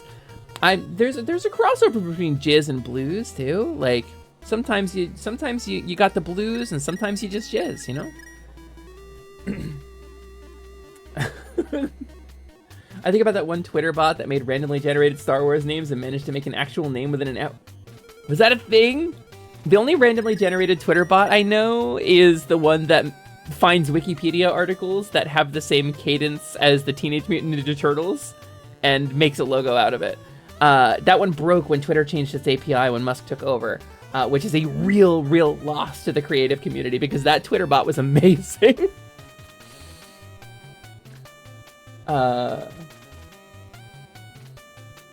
Let's see. The canonicity of that was debatable even in Legends, but there was a story where his father tried to do that, firing Jar Jar's childhood after he got his whole family shipwrecked. I see. Hi, Dwayne-chan! Welcome in! Dwayne-chan! I like your name. I think I've said it before, but I like your name. Head's a bit floaty from the caffeine. I have a need for this bread very soon. I should get more caffeine, actually. I'm pretty tired. I have not slept properly in like a couple of days. My body has just not let me sleep. Has anyone mentioned them potentially trying to retcon Jizz to Jats? Yeah, we got sidetracked talking about Jar Jar. I told everybody my theory about Force-sensitive Jar Jar, and then we got on to Jats. We were discussing, they can take our Jizz, but they cannot quell our Jizzy spirits. They cannot take the Jizz that roils within us. Right, Ryusei? Incidentally, it was my bitching about midichlorians that made me and Ryusei friends. He came in here and he was like, wow, this bitch is talking about midichlorians? All right, cool, that's a follow. Hi, Ryu, welcome in. Can we throw a shout out for Ryusei, please? If y'all don't know this guy, he is the most powerful wizard of all time. He is a dragon wizard is what he is, and wizarding is magic, and the magic is within us. That's his intro. It's flawless execution. He's one of my best friends in the world, and you should go follow him. You should go follow him because he's a huge nerd, and he likes tokusatsu stuff and Star Wars and plays retro games, and he's really rad. And hopefully we can set up some collabs, and Lumi can stop being a flake, and we can do some stuff together, because Lumi loves doing that with you and is just terrified all the time. Pause the whole Skyrim stream to bitch about midichlorians in the middle of getting raided. I have opinions and I will be heard. I'll go about my night now. I've yet to recover mentally after what happened yesterday, but I hope you have a fantastic stream. Blend, I'm really sorry you're having a rough time. Blend, hey, before you go, Blend, I don't know what you're going through. I don't know what the situation is, but I got one hug for you right here. This is only for Blend. Nobody else take it. Here you go, Blend. Bring it in. Bring it in. You got this. Pat, pat. Whatever's going on, I believe in your ability to get through it. You have been through worse, and you will probably be through worse elsewhere in your life. This will be a distant memory in a year, and in 5 years, you won't even think about it. It will be gone. This will be a thing of the past, and you will have continued your life being an amazing person and being an awesome member of a community surrounded by loved ones. Content creator, whatever you end up doing in 5 years. You got this. Oh, Lance, you gonna go have burgers? Cool, I missed that. Sorry. Lance, please enjoy your burgers. Please enjoy your Lucario burgers. More Toku friends? More Toku friends! Yeah, very good vibe. Ryusei's vibes are fucking great. He also has the aim of a stormtrooper. Some of those old games, the aiming systems were, you know, it was a different time. You know, the standards weren't, you can't see a thing in that helmet. It's just... I got you, Blend. You've been really nice to me. I'm gonna be nice to you too. Ooh, excuse me. Hey gang, I want to go refill my water because I have drained most of it. And we've been live for about an hour and a half, so I think it's a good time to take like a 2-minute break. Do a little stretch, maybe play a couple clips because the clipbot is working at the moment apparently. So I think, okay, it's not currently in my chat, but if I go over here, maybe it will be. Maybe it will join in on the ping. I think that would be cool. I would love to play a clip or two if we can while I go refill my water, and I advise those of you who have not hydrated in a while to do the same thing. And I will be back to continue streaming in just a moment. I just put up my thing, there's my thing, and then put down the thing, bloof. I'm in the Shadow Realm. I'll be right back, goodbye.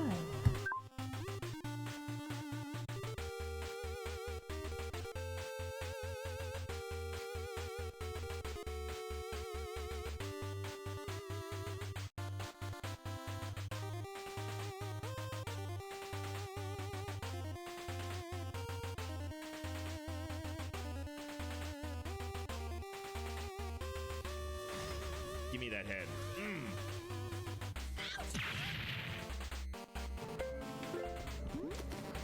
Okay, okay. I want to at least get back to the campfire.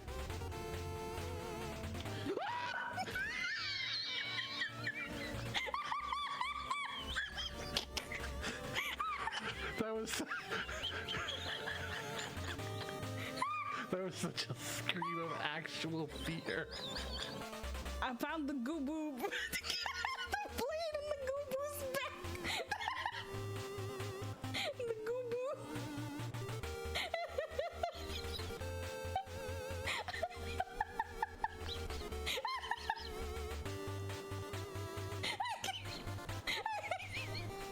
It's right in front of me and I couldn't even read. You blob.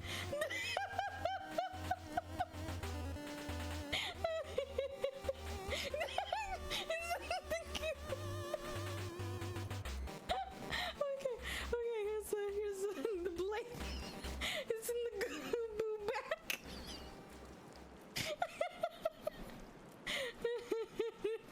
The blade, the goo boo.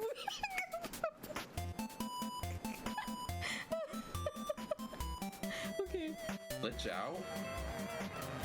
It like I was about to jump over it, but then it was like, wait, hold on. Let's go back a few frames. Did you see that?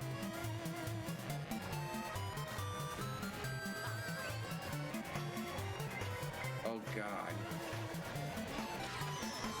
Gonna have to clip it or something. Ain't nobody gonna believe that. I mean, you know, it would be cool to be super tiny. Okay, this is a fancy chamber, which means almost assuredly there's. Oh shit! There's carrots! There's carrots! There's carrots! Ah, carrots!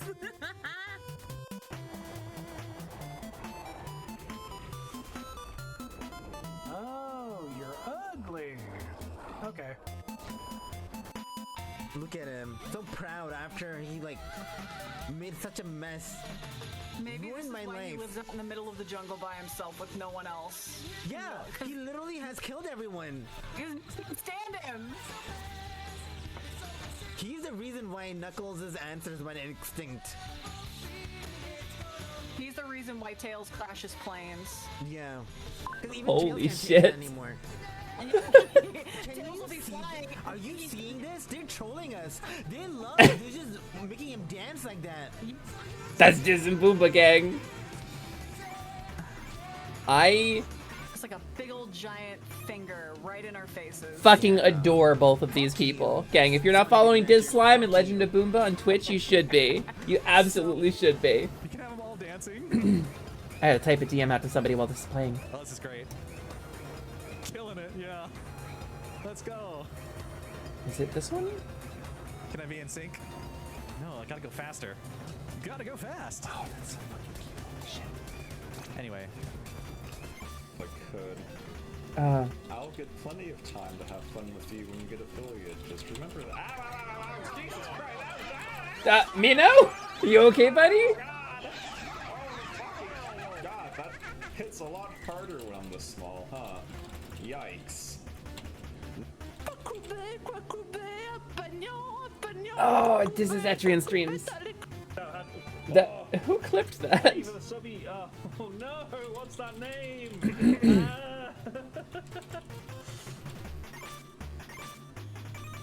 Okay. How did they know? I'm just about done. We have it down here. No. Okay. Forbidden drinky, we cannot drink it. This is Scott, Scottzilla. Twitch.tv/Scottzilla. As the Scottzuki mode. Goblin spotted. Foster, you know Scott. You definitely know Scott. Alright, let's take care. By the way, this AFK image is referencing a very old model. By very old, I mean like a year. That's just pretty far back for me. Excuse me. So I've got my water. I got some soda pop. I got a little bit. I'm gonna grip it and rip it here. I got a little passion fruit punch, a little Baja passion fruit punch that I'm gonna enjoy. It's tasty. You've seen Scott around. Scott's a very good friend. Scott's a very nice guy. It's unfathomably based. He's really good. He arts. He decided like 2 years ago that he's like, you know what? I'm gonna get good at art. And so he did. He has drawn like probably 5 or 6 pictures a week for like 2 years. Just he draws other VTubers. He draws people. He takes requests. He does a ton of art stuff just to improve his art. And he's a funny guy. He's like a really funny guy. He's got a really huge heart. I love Scottzilla to death. But he's improved by leaps and bounds. Like, he's really stuck to it, even when it's gotten frustrating for him. Oh, Hylian Shield. I'll give you 127 for it. I know a guy. I think I can take this off my hands. I think. So, gang, just to get caught up here, what? Star Wars, being gay, Twitch, Lumina Lark's birthday stream yesterday, and Pikmin 2. I think we've covered all the bases. Being gay in Star Wars. No, you'll get cut out for the Chinese release, cause they're cowards. I mean, I agree. I agree. Finpo got did dirty, but want to talk about FF4 and run? We're gonna run the gamut. Final Fantasy IV. The music has a slap bass, really iconic. It drives the entire game's message and vibe. It's very important to the musical footprint of the game. Hugely influential in other fantasy games in the era, including other Final Fantasy games. Was removed for the Pixel remasters and the 3DS, or the DS rather, remake. Does not have the slap bass, frustrating loss we all suffer. I think, I think that covers it. I think we've hit all of the talking points. Oh, Mora Grissom, I hit Mora Grissom. I didn't hit Mora Grissom, I talked about Mora Grissom. 3 cheers for the Raylo Death Cult. The Raylo Death Cult. Man, it's if they had explored it at all, if there was any narrative lead up to it at all, it just felt like sexual assault to me. There was no chemistry between them. Like maybe during the fight scene in Snoke's throne room. Maybe. But like nowhere else was there chemistry between the two of them. They were antagonistic and not even like hate fucking. They just didn't like each other. Kylo was abusive towards Rey. Straight up, like a movie ago, told her, you're nothing, you're nobody, you're unimportant, you suck. And then he kisses her. And it's like, that's not okay, man. You don't have that kind of relationship. You can't read the room. Terminally KY Kylo Ren. You can't spell Kylo Ren without KY. And he is terminally so. So we've covered midichlorians in the Star Wars sequels, now the Final Fantasy IV base. Is there anything else? Did we cover the Spyro/capitalism thing yet? Spyro the Dragon, cute little guy, goofy little protag. Spyro the Dragon 2, a little edgy, a little slappy, got a little ham and I light you on fire, but because I'm a good guy and you're a bad guy. Spyro 3 purchases people from a capitalist bear. Capitalist bear says, I'm working with the evil sorceress. I have a person in a cage, and for 800 gembos, you can free them. And Spyro says, yeah, I'll take that deal. Let me go get some money. Hold on. And pays the bear. And you could say, but Lumi, in the end of the game, you light the bear on fire. And I say to you, why not light the bear on fire now? Why play the game? Why buy the people in the cage? Spyro, that is not okay. Spyro, Class Trader Spyro the Dragon. I stopped playing Spyro 3, I was so upset. You're the dragon! Okay, it's not even just that. He gets character assassinated in the 3rd game. Like, I'd never played Spyro before. I was really enjoying it. I was really having fun. Those awful skateboarding segments, those terrible Tony Hawk knockoff. But then, on top of that, like, there's the bunny girl, the bunny sorceress, who's like, I'm working for the evil. You better look out, Spyro. I'm gonna kick your butt, because I'm a bad guy. Yeah. She's obviously not a bad guy. She's obviously, the sorceress has something on her, and she's doing her best, because she's trying to protect someone or something that she loves. And Spyro is the enemy to her, so she's like, I'm gonna beat you up, Spyro. But obviously she's got a heart, right? Like, it's really, really obvious. Even Hunter, iconically like the dumbest character, the huge himbo, dumbest character in the series, even Hunter picks up on the vibe. Spyro somehow misses it.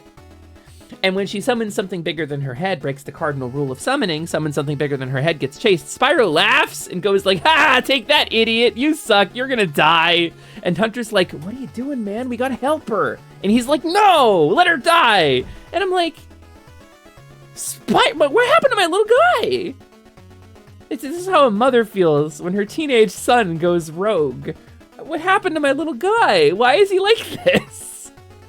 So, you know, I don't know. Class traitor Spyro. That's all I got. Ray and Kylo didn't get enough time together to form a good relationship, though shipping nemesis can be fun. I agree, shipping nemesis can be fun. But shoehorning in a romantic relationship that does not have any grounding in the actual source material, that is not fun to me. So, if a man told me I was nothing and unimportant, I would immediately want him in the worst possible way. Well, there's no accounting for taste, Foster. No offense, but that's, woof, that's rough. That's rough. That's a rough kink to have. Because you gotta find a consenting partner with whom you share a relationship of trust so that they can ignore your trust and throw it away in a safe and productive way. That's a very specific vibe. I have not yet found... I have a vibe that is equally specific. I have not yet found a partner with whom I can do that vibe with. I did, but it ended badly. Damn, do I miss that though? Something about quadrants? Yeah, your Moirails or Smizmars or whatever. I know Homestuck. Something about quadrants. You have to negotiate limits and other important relationship things first. Absolutely! You have to negotiate limits. You have to do it in a way that doesn't actually undermine you as a human being. It just feels like that you're getting undermined. In real life, yes, and I would actually probably ugly cry if someone talked to me like that. In terms of wanting to be obliterated by fantasy villains, absolutely not. Relatable. Deeply relatable. I get it. I 100% get that. Khal Drogo, he can drag me by my fucking hair. So, I get it. I do. You know, season 1 Khal Drogo. Not gonna lie, I still stand by the notion that Finn, Poe, and Rey should have been a polycule. I can see it. I don't... Frankly, there isn't a lot of, like... And I think maybe this was the writers, like, fighting each other over like, the Bechdel test. I think Rey does not have a lot of romantic leanings at all. She very much is like a largely asexually portrayed protagonist. She doesn't have... There's no, like, real romantic interests for her throughout most of the films, so... I don't know, I have a hard time seeing her in a polycule. Finn, Poe, they absolutely have a thing. And, both of them are I mean, Finn is hot, Poe Dameron is hot. It works for me. I don't know, nothing wrong with Daisy Ridley, but I'm not as into Rey, so. I literally only know what I listen to Lark read on his Homestuck streams. What a fucking experience, though. The Fae Thief, like barreling through Homestuck as fast as he fucking could.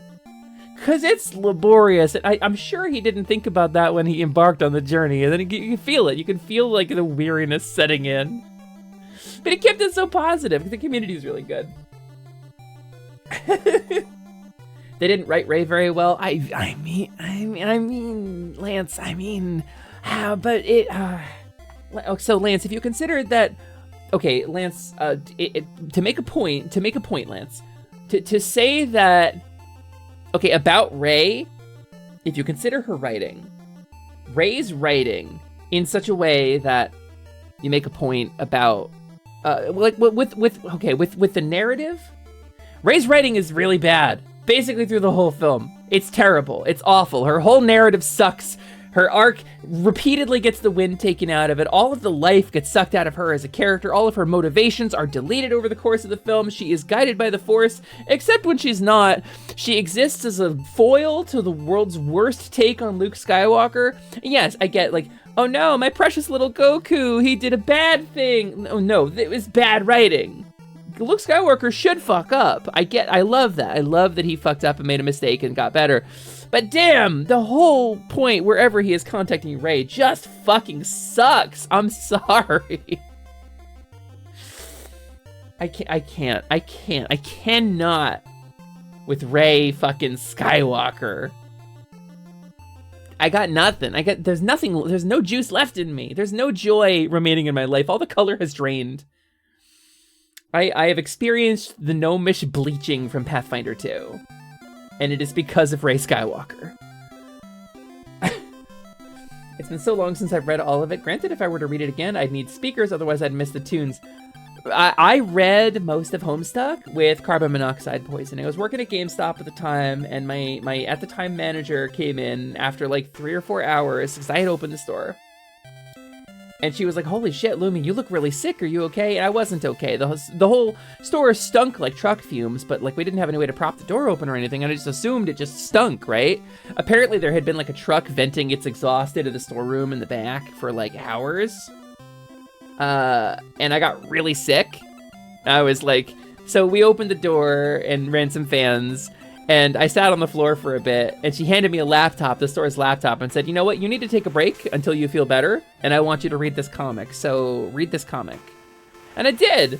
I didn't know any better. I had carbon monoxide poisoning. I got up to the trolls before I was like feeling better, and I was like, "Boss, what the fuck is going on in this thing?" And she's like, "Just wait, it gets worse." So that's how I got into Homestuck. Oh, that's true, ClickFlint. No, the bleaching was also in PF1. You are correct. Speaking of sucking the color out of things, how do we feel about Day Blob? Is that a game? I feel like that's a game. There was a point where Homestuck went from a silly comic with serious elements to a serious comic that used it's a silly comic as a defense, and it shows. That's such a good take. Foster, your takes are incredible. Gang, go follow Foster Goblin on twitch.tv. Foster has incredible fucking takes. I don't think you've ever had a take I disagreed with, Foster. I gotta lurk you more. Yeah, actually don't. Sorry, Foster Sheer Poison, don't. If you already followed, you have to scrub your account now. Wait, why was I not? I was absolutely following you. Wait a minute, I have followed you for fucking months. I remember following you. Well, now I'm following you again. Did you block me and then unblock me so I unfollowed? Did you hate me that much? That's what happens, by the way. If you block somebody and then unblock them, it deletes their follow. You can remove followers manually, too. You can just go, but you have to scroll. There's no search function. So if you've got fucking 1,400 followers, you gotta do it manually.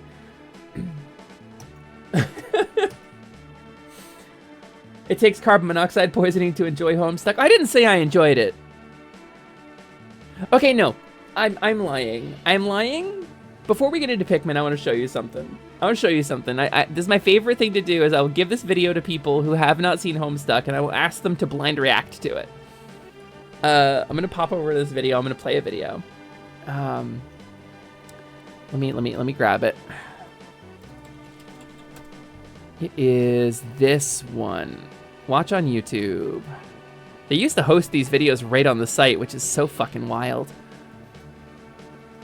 And I think this was a Toby Fox song, if I remember correctly. Let me get my video capture going. Foster comes into my chat and is like actively funnier than I am. Foster's one of the funniest fucking people I've ever met. Like, no joke. You know how I feel about Drea LaFay? I feel similarly about Foster. You are two of the funniest people I have ever fucking met, and I don't know how you do it. Is it a curse? Can you never turn it off?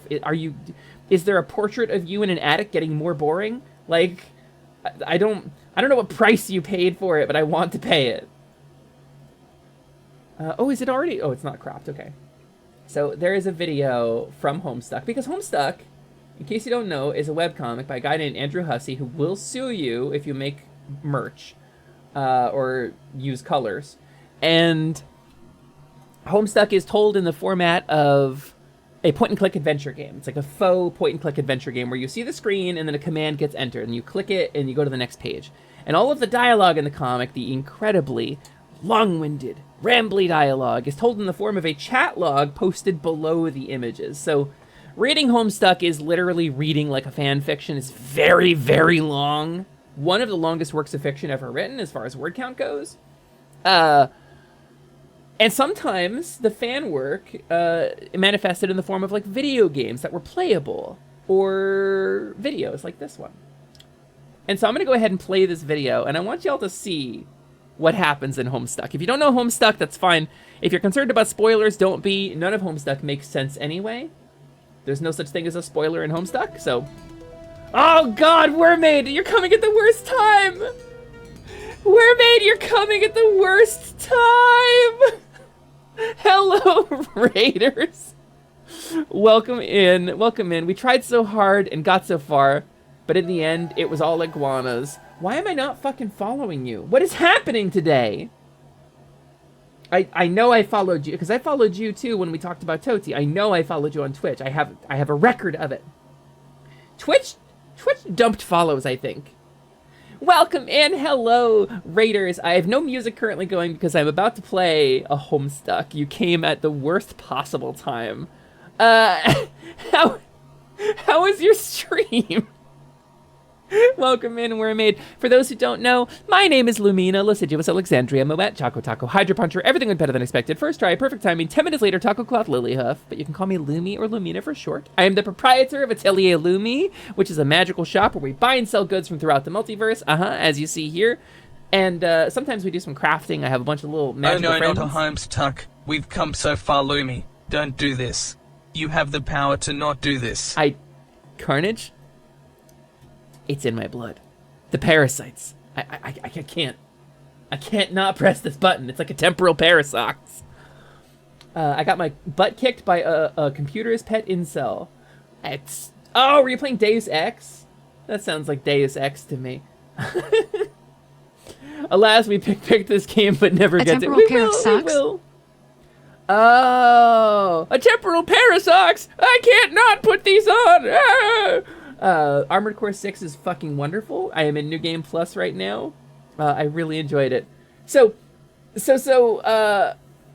gang, I'm glad you like Bravest Warriors, Mermaid. I knew you were fucking good people. I knew you were good people. If you like Bravest Warriors, gang, if you haven't watched it, it's Pendleton Ward's project after Adventure Time, or partially during Adventure Time. It was a sideshow he did on Cartoon Hangover, right? I don't remember. It's cracked out, and if SpongeBob split into Chowder and Flapjack, then Adventure Time split into Bravest Warriors and Steven Universe. It's kind of the analog that I'll give you here. You're my friends now. We're having soft tacos later. Sugar peas! Drop it! Okay! Sam Levignino is incredible. He's the voice of Catbug and later became the voice of Baby Grizz in We Bare Bears. He's a very talented little voice actor guy. He's very cute. Also, he's the voice of Mr. Muffin if you're a Tom Ska fan. But yes, so welcome in. Welcome in. We were talking about things before we get to Pikmin. We're almost 2 hours in. But I'm gonna play some fucking Pikmin today, I swear to you. But we got distracted. And so we're talking a little bit about Homestuck before we get into Pikmin. So press X to doubt. Carnage, how nice shot. So anyway, I have a favorite thing to do. And if you don't know Homestuck, I am pressing X. If you don't know Homestuck, that's good. That's for the best, because my favorite thing to do is to play this video for people and have them blind react to it. And I want you to see this. I want you to understand what I experienced when I had carbon monoxide poisoning, because I did watch this video on that day. I have to disappear, and I shall see you soon. Thanks for having me, friend. Mermaid, thank you so much for bringing your wonderful community over here. I hope you have a wonderful disappearance, and I hope it goes well. So, when I walked in, Limmy was talking about Star Wars, which is like throwing a hand grenade into the stream schedule. Foster, how dare you? How dare you? I have never once not played the game at all. Can I snake plug? Please snake plug. Gang, you can... This is the part where we tell Mermaid, look how cool you are getting all those subs, and then Mermaid gets all blushy and bullied. No, don't do it. I quit. Don't bully. No, don't give me stuff. No, yeah. inflate my self-esteem, no. I try to keep it as small as possible so that my maniacal laughter doesn't happen continuously. Do you have an Uwu mode? I get validated. Look at all these people that care about and want to support you.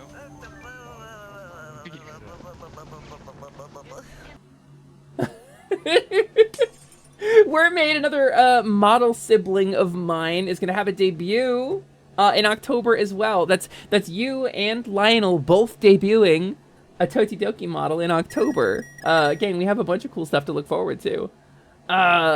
Foster, you ain't seen nothing yet, Foster. You ain't seen nothing yet. I cannot wait to see how you work these things together. But don't worry, gang.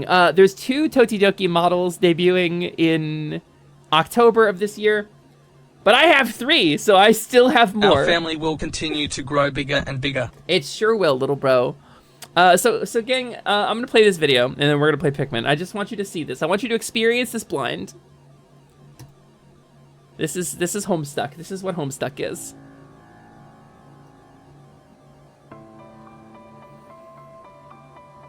This is the act transitions between the format I was talking about. That's Bill Cosby as a laptop. That's the Cosby top. That's Frog Temple. That's Tree. That's Pinata. Just try to follow it. I dare you. I dare you to tell me what's going on here.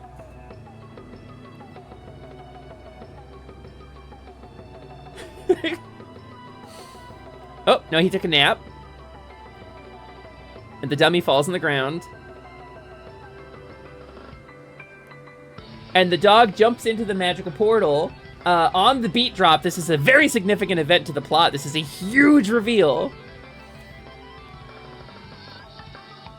The dog flies away. He's a ghost now. Jade doesn't know how guns work. But don't worry, because the pinata has nuclear defenses. And also is the dog. So the dog has a laser and shoots the meteor, right? This makes sense. And we're flying through space now. The meteor blew up. And here's the explosion from the meteor, racing across the ocean. The whole city gets destroyed because the dog pinata shot a meteor. There's the Hella bro and a puppet and a ghost of a rad DJ kid with crow wings fighting a chess piece with wings and one arm. She shoots a gun in slow motion. And the dog puts the pinata in the path of the bullet. And the pinata explodes. A mountain disappears. And we have a slow buildup of looming dread as the chess pieces ring glows. And all of his strange features disappear, except some of them don't. And now he's the dog. Did you catch that? Did you catch the transition where he became the dog? It's very important to the plot. And now here's these other characters, unrelated to anything. There's 12 of them. 12 whole characters. That's a focused narrative, and they're gonna touch the doorknob, but wait! The explosion comes from nowhere. The house gets cut open by the dog. So the robot throws everybody into a different portal. The dog is there now. And now he gets an outfit change while unconscious, wakes up on the sun, looks up at the sky, and there's the dog again. But he's also still the other guy. And then the green explosion happens here, too, that happened in the meteor. And now, the dog is very significant to the plot. And he's all kinds of fucked up. Also, he's like a joke character. I don't understand a single bit of this. Can I pet Do I a have dog or carbon not? monoxide poisoning? I think I might. And then she died. She's dead, obviously, right? This is the she's dead scene, but she's okay because she's dead. That's what made her okay. So that's how Homestuck works. That's Homestuck, everybody. Toby Fox sent it with these tunes. Fucking absolutely. I do not know. There is one other one I'm gonna play, and it's very short. But when Slyman asked if you can pet the dog, I feel like that I'm ethically obligated to answer. And I think this may also have been Toby Fox who did this song. Here we go. This is called Good Dog, Best Friend. This is my favorite video in Homestuck. Out of all of the videos in Homestuck, this is the best part for me. This is the moment that absolutely stands out in memory. Also, that's her grandfather, who's dead and taxidermied, who is also another character in the comic who is younger than her. And she is the parental figure of... So, yeah, that's Homestuck. That's Homestuck for you. Congratulations, you know Homestuck now. You know everything you need to know about it. If you were curious, there's your answer. In the grand tradition of TTRPG joke characters, the dog guy is vital to the dog guy is... What about the bucket? More than... Oh, we don't talk about the bucket, Carnage. The bucket is, it was a thing that was... It's probably the worst part of Homestuck. It's the only thing you ever fucking hear about. Oh, the bucket! I'll throw a bucket in your face at a con! It's inappropriate to talk about the bucket. It was a single one-off gag, gang, that the bucket was used in troll reproduction, and the bucket is in some way a lewd and inappropriate thing to talk about. And nobody ever fucking shuts up about it. That's the bucket. It's the worst part of Homestuck. Congratulations. Unfortunately, I understood the whole thing, you poor, poor creature. Zaizan, I share your pain. I also understood every fucking moment of that. I also understood every goddamn moment of that video. So the Carcat cosplayer that got concussed by a thrown metal bucket at a con... oh, shout out to the... Yeah. Shout out to the Carcat cosplayer that got concussed. Fucking Homestuck fans are the fucking worst. Checking the artist data for Carefree Victory, although granted. So about Carefree Victory, it was arranged by Mark J. Hadley, but the original composition was Carefree Action by Andrew Huo. Okay. Yeah, it's the Homestuck fans are the fucking worst, Carnage. They really are. There's very little that's worse for a game or a piece of media than the fans. The fans are... Sometimes it's nice to be in the fandom. It's fun. You feel included. You can talk about your favorite thing with people who share your interests. And sometimes they're the fucking worst people in the universe. If you're going to play Undertale and you've never played Undertale before, do it in a dark room, pull the blinds, and don't tell anybody you're playing it. Just don't. Just don't let any of us in. We're the fucking worst. It's just like Yahtzee said it. Just don't tell anyone. It's a really good game. It's fucking brilliant. It's sublime. The writing is incredible. The characters are beloved. It breaks a lot of rules of game design in really good ways. It's artistic. It's clever. It's fun, and it's a very simple, straightforward RPG. Which who doesn't love a fucking RPG? With really sentimental writing. Don't tell anybody you're playing it. Don't let any of us in. There's probably a Chris Chan of the Homestuck community. I would assume, Zelos, that there's more than one. I would assume that in the Homestuck community there are hundreds, if not thousands. Yeah, Foster gets it. Am I cowgirl today? Is this what we're doing? Are you feeling the transformation vibes? Okay. Let's play some Pikmin. Let's play some, now that I'm neither of the people on my promotion graphic. Let's play some fucking Pikmin while we're going. Homestuck does have its own very own Nyan Neko Sugar Girls. Does it? Sugoi Quest for Kokoro. Does it really? I didn't know Nyan Neko Sugar Girls until Arlie told me about it like a year ago. So finally, carrot time. It is fucking carrot time. Let me move my stuff over to my other monitor. Oh my god, I have the worst hiccups. Oh no. Oh no, hiccups. 2 hours later. Listen, it's Carnage. Carnage. It's content, baby. It's all content, baby. Carnage. We're making content here. You're participating. You're part of this. You're part of the problem. Lemmy, where do fish live? Lemmy, where do fish live? In my stomach. And I drank water. And it goes goo goo goo goo goo goo. I will feel goo goo goo goo in my stomach. Alright, let's Odo Gunga, I think, is the answer to your question. Fucking Pikmin's goo goo la goo goo la goo. Yeah, if you eat fish, do not drink water, because the fish will try to swim in the water, and you will feel goo goo goo goo goo in your stomach. Okay, let's turn off this music too. So we're picking up right the fuck where we left off. Like, 0 delay. Oh my god, I have more DMs. So many DMs. Holy cow. Okay, okay. Close, close. Good? Are we good? We golden? Put the game on the screen. I only have one monitor while I'm doing my Hey, Switch, streamer, can I DM you? Yes, please. Carnage, please. But only if it is a picture I have never seen before in my life. It has to be a fully novel experience to me, or I will ban you from my stream. That is the devil's bargain. That is the fairy bargain you have made. If it is not a fully novel experience for me. Because someone else knows about the Goo post. Nestor, it got shared in one of our private servers, where we hang out offline, and I think I want to say Misa was there when it was initially shared. Misa might have been the one to share it, and we were fucking howling about it for like an hour. Did you ever have a Gaia Online account? I sure did. I recently wrote an email to their support to try to get it back because we were feeling nostalgic. Back in the day, if you wanted to change the gender on your Gaia Online account, you had to write support.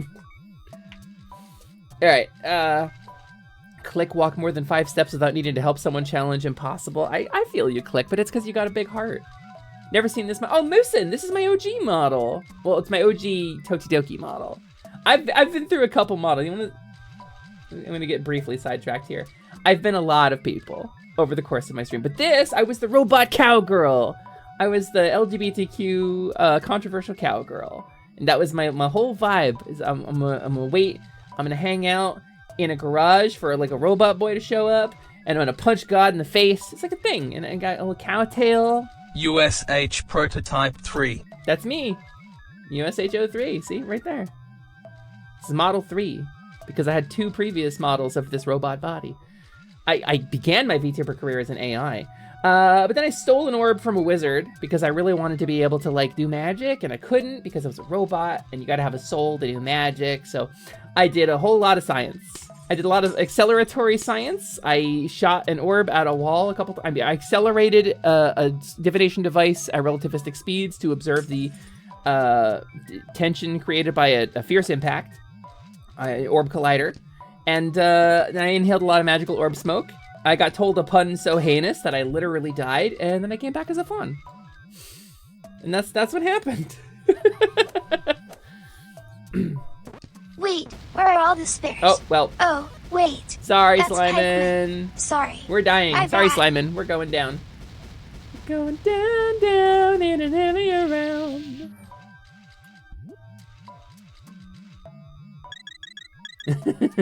I did de-sci-fi myself, it's true. And also I got a slime stuck on my, there we go. Stuck on my force field. 100% lactanium alloy, the cowgirl for now girl, Lumina Lilyhuff. Back when my stream was Ushimimi TV, incidentally. You didn't hear it from me, but I may eventually sci-fi my own fi if you really, Nestor, that's exciting. I got away from sci-fi because I prefer fantasy, but can you not? Jesus! I'm trying to play a game here! Too much damage! I thought 3 was because it could be read as me. That's way too clever for me. That's way too clever for me. My pun ability with linguistics stops at Gyuko.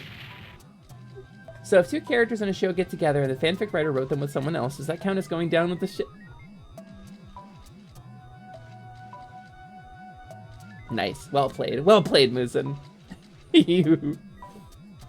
Right. If you find trouble below, press plus to contact me and press right on boop to the radar screen. The exploration pod will drop its loot to make room to carry you, Louie, and the Pikmin to safety. Okay, I actually should have paid attention to that. I read it, but I did not comprehend. It came in and out of my head like water flowing out of a glass. Enter this Pikmin with your whole squad. Let's do it. Let's do it. Let's go in a hole. Let's go in a hole with Olimar and Louie. Thank you for the shield potion, Carnage.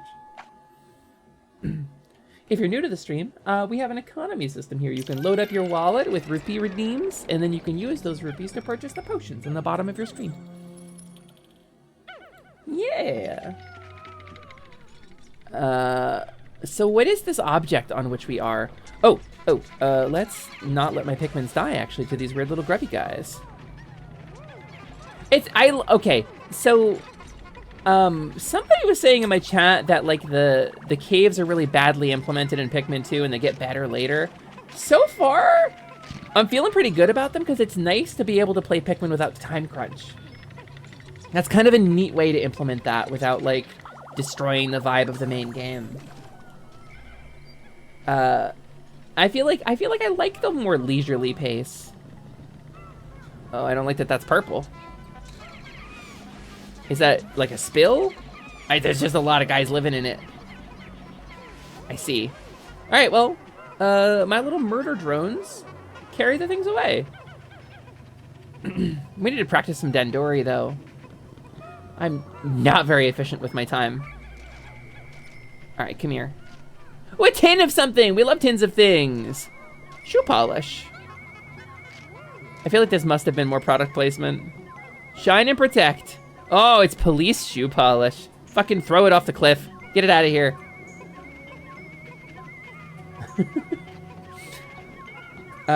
Well, my treasure detector's going off. At least we know that works. Bloop, bloop. Come here, guys. I like the music changes when they're carrying something. Did it do that in the first game? I don't think it did. Have we encountered the goo yet? The goo? I don't like that. What is the goo? Oh, an alien billboard. You actually got that pretty close. There is advertising on that. Good job, critter. Oh, cool. So it plays a little noise when I get all the treasure in a map. That's cool. Let's delve deeper with our Pikmin. Into the hole, children! Into the hole! It's like Magic School Bus. I don't know where we're going and you might die. But you know what? We'll learn. One of us will learn a lesson. The survivors will be smarter. What is this device that I'm on? It's like covered in rivet. It feels like it should be something. What if Kiwi Shoe Polish just came out with a statement that cops weren't allowed to use their polish? Because to shine and protect is Kiwi Shoe Polish's like tagline. Okay, I feel like I can throw these across there for a reason, but it's gonna say like worthless carbon. Like that's obviously a diamond. It's gonna say like worthless carbon. Oh, it's one of the snoot guys. It's one of the, what is it called? A blowhog. It's a blowhog. We love a little blowhoggy boy. Yeah, get stunned, fool. Get stun locked. We love a little blowhoggy boy around here. Ooh, okay. Let's do it. That was for Jevin. That was for Jevin specifically. Let's bring my little mams. I kind of see what's going on here. All right, bring that worthless lump of carbon. Blowhog fittingly given the polish, if you will. I always want to read it as Polish because, like, Polish powder is the joke that I do in Atelier Marie. But the way you phrase that, I feel like that I might be crossing a line. Boop. What is it? Oh, it's a heart! I didn't realize it was a heart. A petrified heart. Whoa! Yeah, definitely. That's what that is. It's like my heart. It's petrified. That I might lose some of you someday. That you might click away to another stream. That you might not be solely exclusive Level Up Lumi watchers. And I don't like that. I don't want that. That's what I want to learn as a streamer, gang. Not how to build a wonderful community, how to enmesh it with others, and create a positive dynamic and a refuge for queer folks to come to so that we can like live our best lives and encourage one another to be better versions of ourselves and help each other through difficult times. No, I want to know how to make you exclusively watch my channel. That's the secret I want to learn. A drought ender? That implies that this is some kind of... Oh, it's a religious icon, right. Got it. Just like all art in art history. It's a fertility icon. Oh snap, it's a crystal! We love a crystal around here. Colon, right bracket. Lumi's giving off yandere parasocial vibes. I just want to know. I think it's fair to ask how I can eliminate the competition. Do I gotta get bullets? Do I gotta use assassination techniques? Do I gotta sneak into Ryusei Shining Heart's house and hog tie him to prevent him from streaming so that you'll go, oh, I miss Ryusei, but I guess Lumi's live. Is that... Do I have to descend to those depths to do this? I can't believe you would even suggest that. That's horrible, but I will do what I must to keep you here. But Lumi, you tell us to check out your friends all the time. If we exclusively watch you, that means your friend's suffering too. Listen, Lance. Listen, Lance. I can't be held accountable for all of the actions I say on stream. Maybe I sent you over there as a cover. Or not as a cover, you know, just like because I love my friends, right? Yeah, monogamy, but for stream viewings. Yeah, no, listen, I'm polyamorous and pansexual, but for stream viewing, if you watch another stream, I'll cry and cry and cry and cry. I got 3 different characters here. Is that not enough for you? I got 3 characters. I'm struggling to fit all of them into my stream lore. Unrelated to anything, Ryusei has come down with a case of rope D, as opposed to the bat whack he received a few months ago. Ah, shit. Okay, well, Kaori, I need you to take over. Kaori, I need you to take over for Ryusei. Kaori is an acceptable replacement. Can you take over for Ryusei when he streams? Is he streaming tonight? It's Thursday. He streams on Thursday nights, doesn't he? Sometimes, usually Thursday nights. I usually raid into him. I mean, Kaori. If Kaori's gonna take over, I'll definitely raid Ryusei today. Tonight is tonight's Sea of Stars. Hell yeah. Yeah, it's Ryu's day. I'm streaming on Ryu's day. Whoa, bold of me. Damn. I mean, listen, okay, gang, I got pushed down some stairs by a kobold who wanted to take over my stream. I think it's just the nature of the streamer. We defeat the person who got us into streaming, and then we become the streamer ourselves. That's how streamers work. Only 2 there can be. Which doesn't make any sense. Never made any sense. How about 4th character? No. Noelle, I don't think she knows about those either. Ah, I dropped my controller. It's dead. It's gone. Okay, I got it back. Don't worry. Whew. But Lumi, if you hog tie Ryu, how would you do tasty treat food on Thursday? Lumi, can you meet me in the stock room? I can't reach a thing on the shelf. Yeah, alright.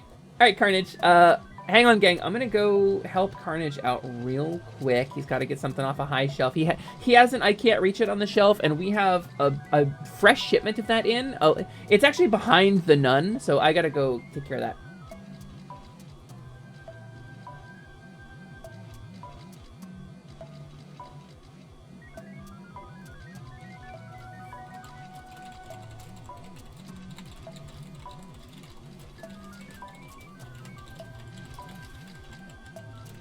Alright, I'm behind the 4th wall.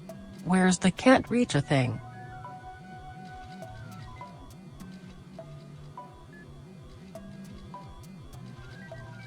It's over there on the 4th shelf.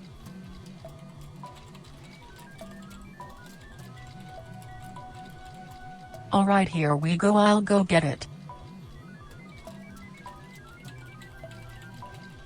Just above the can kinda reach a thing. La la la la la la la. Cute sinister plotting sounds. Here you go, buddy. I'm glad I could help. Is there anything else you needed? Hey.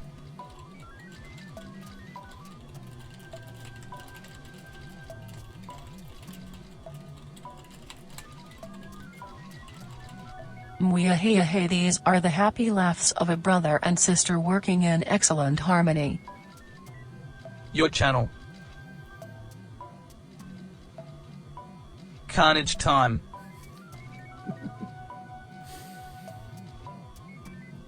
What is that sound? Oh no. A geesh has been imposed. Carnage take over.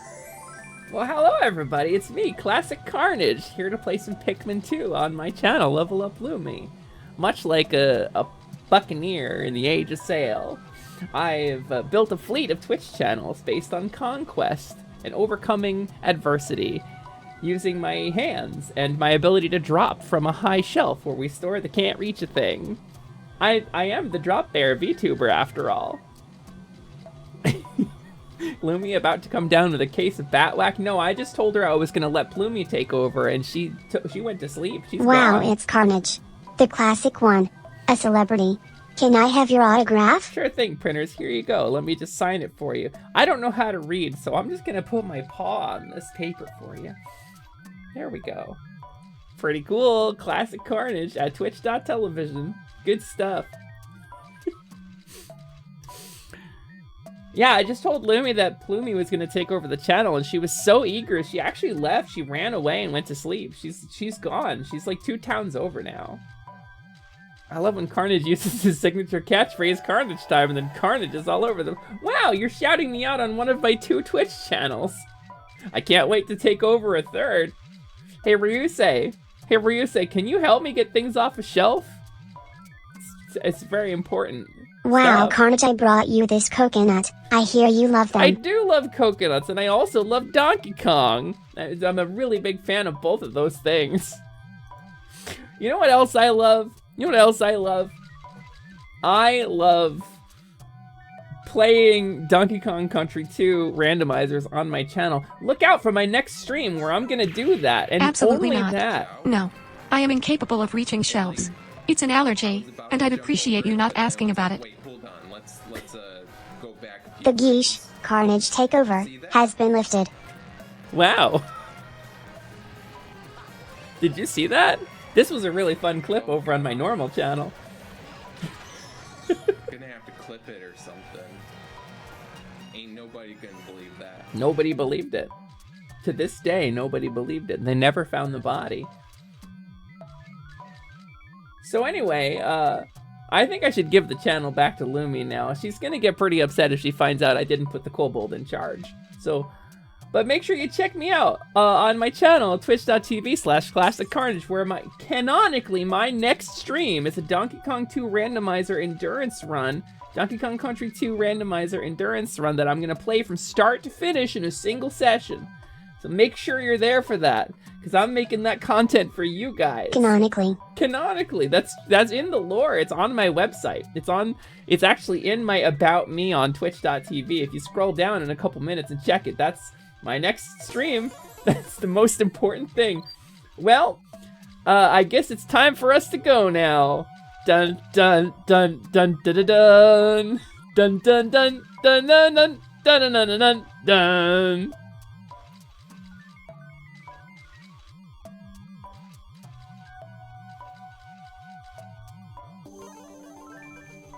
So anyway, I got the can't reach a thing off of the top shelf for Carnage, and then you know, that kobold showed up and she just forced me to leave.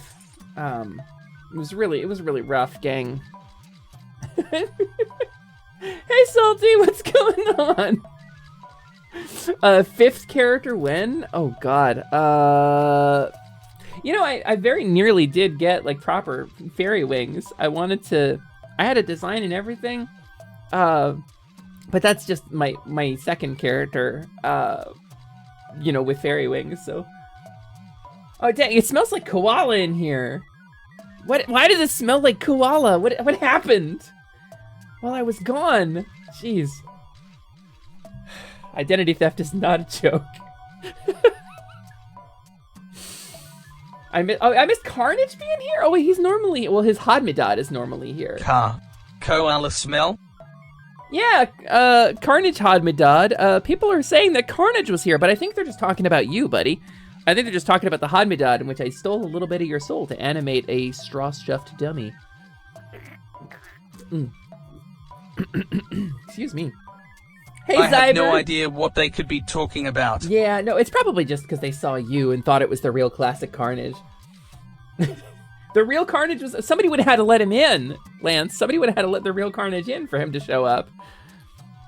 This is very specific, but I'd love a refillable, reusable floss pick thing. All the single-use plastic that it takes to make the picks annoys me, but I need them for my hands. Will kill me if I try to floss normally. Nestor, I'm the same way, and I think that's fucking brilliant. And I think you should market and patent that, because I would buy it. I would pay $30 for a reusable floss pick. Hodmedad Carnage. Hodmedad Carnage? But you're supposed to obey me unfailingly. You're a magical construct that mimics the real Carnage. You're not supposed to have free will. Come here, I gotta reprogram you a little bit. Come here. Come here. Come here, buddy. Let me get in here, get my sewing kit. Hold on. I can't even reach the doorknob. Yeah, well, now Carnage you can't canonically works on vampire rules. You have to invite him in before he can steal your stream. Well, shit, maybe I did do that. I must have, right? If he came in. Identity theft is fun, though. It's fun taking over people's lives and making everyone question their own identity. Captain Gazpacho, I did not tag this stream with Mind Break, so... So I was making taquitos in the kitchen, and all I heard for like 3 minutes straight was various TCS and something about Lumi falling on things. What the heck happened? I fell down some stairs. It keeps happening. Like, they warned me about stairs. They told me, dog, but it keeps happening. I wanted to be a useless piece of shit and play all these games, but I can't stop falling downstairs. Can't stop falling downstairs.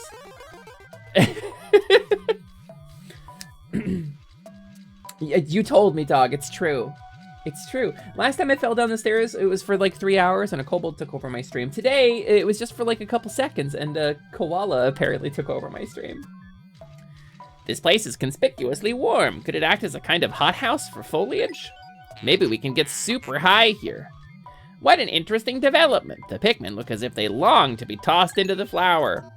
They love working. Got any good jizz playlists? No, I don't have any good jizz anymore. I had a surgery a while ago, and, during the recovery, I stopped listening to jizz music, so I don't have any jizz left. Sorry. White Pikmin! Hello, we get a new Pikmin type? You love to see it? I knew they existed, but now I'm gonna see them. They have red eyes, right? Oh, they're actually really cute. Oh, they have the spooky smoke in them. Incredible, a white Pikmin. It is tiny but looks distinctly swift. Its eyes are an unseemly red. You're very critical. Capitalism. This type of Pikmin was not mentioned in your notes, Olimar. It must be an entirely new type. Our data recovered on this type is a blank page, since a certain captain never documented them. You must experiment and make detailed observations for the benefit of future generations to exploit these tiny creatures. Weird little carrot men. I'd love a hothouse for my foliage. I have tomatoes to grow. You gotta have land for that.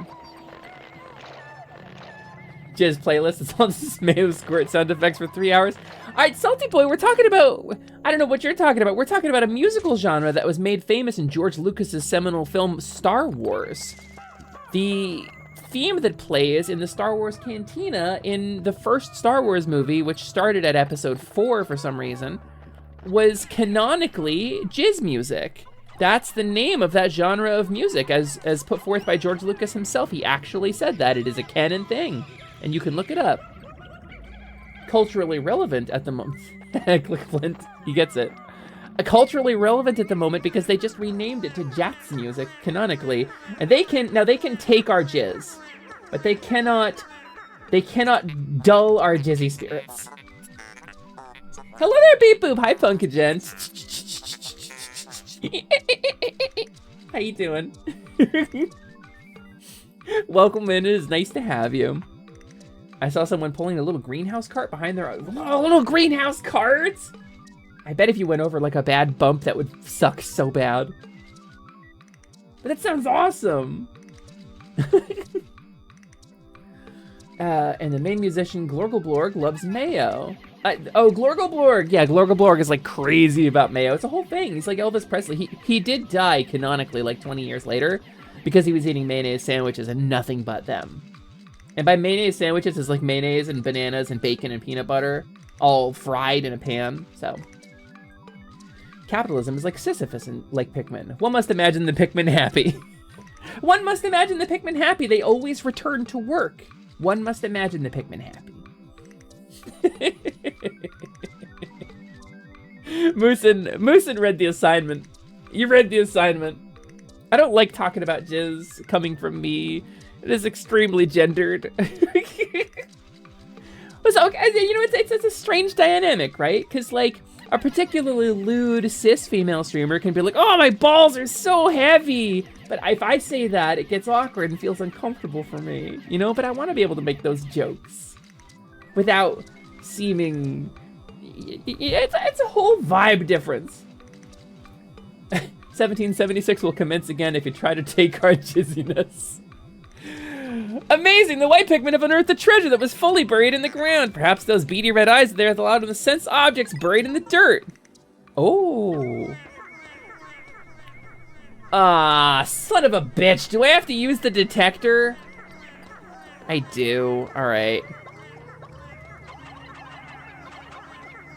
Oh my god, they make a horrible noise. Gamma tape! Gamma tape, that sounds awesome! Pussy full of hot pockets and gender baggage. That's me, baby. Why do you think I was screaming panicked inside the whole time I was doing my kobold voice? Why do you think I can't watch that digging VOD? sounds like fuck yeah, and you can't change my mind. I will not change your mind. I will agree with you wholeheartedly. I will agree with you with my whole mouth. They like to dig. It's adorable. Carnage, it's my turn to use the brain cell. Look at these little guys. Look at these little guys. Reminds me of gaff tape. You mean gaffer's tape, or do you mean tape used to tape down genitals underneath a tight undergarment? The Pikmin are horny for work. That's what they want to believe. I mean, you should go back into the office. Working from home was bad, because how are you going to get your rocks off if you're not exploited by capitalism? Super stick textile. You actually kind of got that one right. I mean, it's not called that, but that's a pretty good description. White Pikmin have the fastest carry speed out of all Pikmin. Oh, lesson learned, Zillos. That's actually handy. So there is a concept I am told is called Dandori, and it is a concept of doing multiple things at a time using your time efficiently. And I'm not good at it. And I feel like the white Pikmin carrying things really fast is going to be very critical to the idea of Dandori. And that frightens me, because I'm real bad at it. I mean, they are zoomy. But, like, where'd they go, though? Oh, they're in the back. Okay, I see. Dandori issue. Dandori issue. Hey. Hey, now.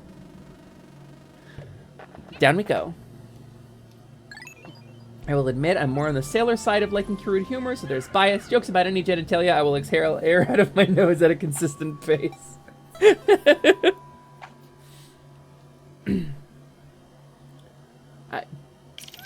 They weak though. That does track. Don't use gaffer tape for that. It probably would really hurt.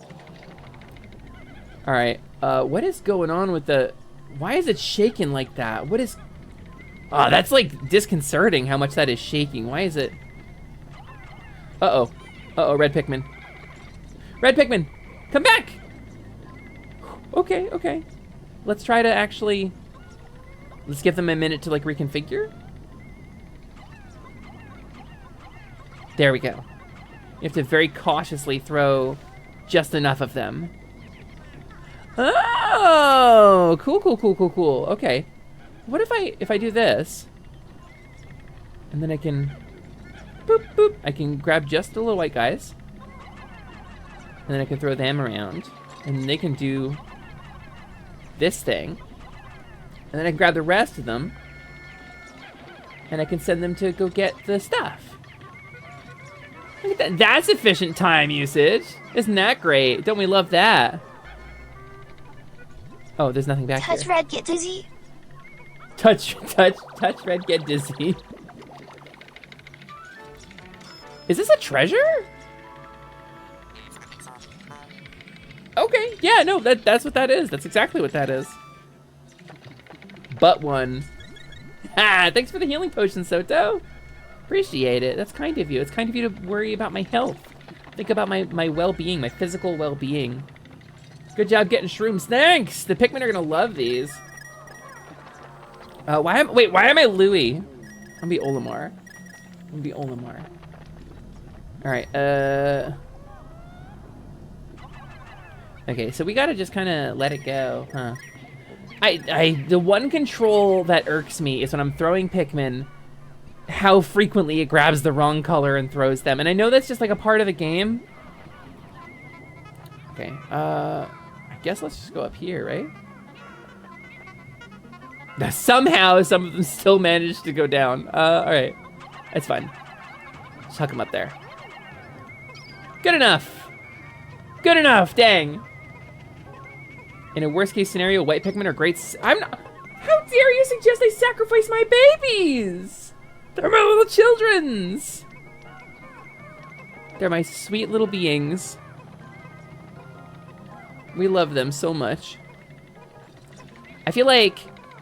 Actually, you know what? I kind of understand Olimar now in Smash, I think. I'm a lurk for a bit. Alright, Ryuse, thank you so much for coming to stream, dude. It's weird to say that to you, like we're not like already besties, but Ryuse, thanks for coming to stream. Thank you for the lurk. Have a wonderful night. When are you starting stream, dude? Like, what time are you going live? In like an hour or something like that? Something along those lines? 8:30, so it's 5:30 my time, so in like an hour. Yeah, okay. There's a couple other people I have on the raid list that I have wanted to raid for a little while, so if they're live, I'll probably go for that. Give me a, I mean the plant god, your Pikmin. Yeah, try to get a nap in, dude. Have a good nap. Have a wonderful time. Mambina, hello. This is, clearly, Mambina, this is my first time meeting you. Hi, my name's Lumina. I'm the controversial cowgirl and the cowgirl for now girl, here to bust up some little blue robot boys and punch God in the face and beat the establishment. Slimin is not leaving my chest no matter how many times I press the Slimin go away button. Did I break Slimin? Is Slimin broken? Uh-oh. I may have broken the little guy. Hang on, we might have to do some debugging on stream. Alright, let's check. Is it this Slimin? Because there's actually 3 different Slimins. Is it this one? Nope. That's the Plumy Slimin. And it's animating correctly. Okay, good. And then this Slimin? So it's the correct Slimin. He's just not leaving when I press the button. What about this one? Does this one leave correctly? Oh no, my button's broken. Interesting. What happened? My keyboard is... What's going on with my keyboard? Does my numlock key affect my macro keys? That's stupid. Guys, that explains a couple of breakdowns, though. He's not broken, he's just sticky. He can be both. 2 things could be true. In a world with HP and stamina I thought you were doing like a Don LaFontaine thing. I wonder if any insomniacs get into scraps with hopes that being slightly weakened will lead to better sleep. Status effects work better on... Okay. Status effects work better on people who have lower hit points, but you have to be below 50% in order for that to happen. Imagine if 0 hit points is death. You've taken enough physical damage to literally die, right? That's 0 hit points. And 100, let's say like 10 hit points is your max, right? 10 hit points is 100%. That's fully healthy. Nothing is wrong with you. So imagine that scale. The worst injury you've ever received in your life probably didn't take you below like a 7, right? Because dying is at 0. Remember, this is incontrovertible, unavoidable death at 0. So imagine how much injury you would have to inflict on yourself to get down to 5 hit points to make that sleep work better. Imagine how... There you go. Something you've never seen before in your DMs. Uh-oh. Hold on. Let me check my DMs real quick.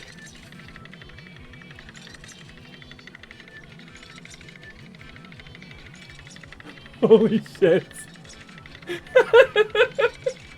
Holy shit, Carnage! You work fast, dude!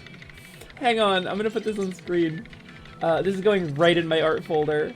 That's amazing, Carnage. Thank you so much. Carnage. Lumicast? Tee-hee. I guess. I guess.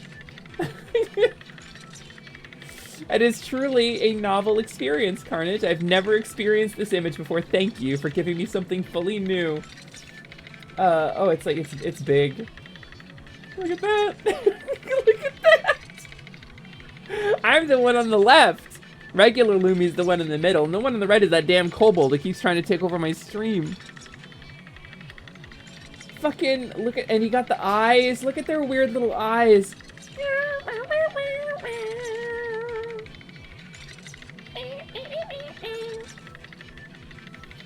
Who's the Olimar? Oh, that's probably Pancha. He's kind of the leader. Pancha, he's the leader of the group. Transformed from the norm by the How nuclear do I grow more? I love them. How do I grow more? Give us corpses. Put corpses in an onion, and more will come out. Slimin is... Oh, yeah, Slimin could be Olimar, too. Howdy, howdy. Survival ointment. It's like Horsea. Survival ointment would make a good new metal cover band. How's that? Survival ointment. Yeah, because if you're crawling in your skin and these wounds, they will not heal. Use survival ointment. But you know, in the end, it doesn't even matter. Large Watch out surgical for the procedures bag will probably get bulbs. you down under a 5. That's true. Like abdominal surgery, maybe. Watch out for the bag borbs. Listen, if you don't know Bagel Gremlin, Bungle Goblin, Bunghole Gaseous, if you don't know her, she's a Bulborb. She's admitted to that she is a Bulborb because she wants very badly to eat Pikmin. Wow! Wow! Is that Boggle Goofy that you could follow on your Twitch.tv stream right now? By clicking at the top of your tab, you can follow Bagel. Is a wonderful member of our community and a cool streamer. She's really neat, and she just became a VTuber like less than a year ago Boggle from being Goofy. a Facecam streamer. Well, Boggle Goofy. It's Boggle Goofy. That's her. And I'll fucking do it again. You can follow her right now for free. The real question is, who's Louie? Nobody. Nobody wants to... Actually, I have some suggestions. Somebody on the B team for sure. Bagel thought you calling her Bunghole Goblin was hysterical. Bunghole Goblin, what else would she be? Butthole There's Gases. 5 Louis. Wow, ow, ow, ow. There's 5 Louis. Listen. Oh my god, I'm so sorry. I've been drinking so much water. I gotta hit the faunulator for a sec. Excuse me, I gotta hit the cycler. I'm a robot at the moment. I gotta go cycle out some fluids. I'll be back in like 2 minutes. Now's a great time to do a stretch and get some water. B, R, all of the B. Hang on a minute. Boop, boop. Sorry I wouldn't run off like this, but it's actually kind of urgent.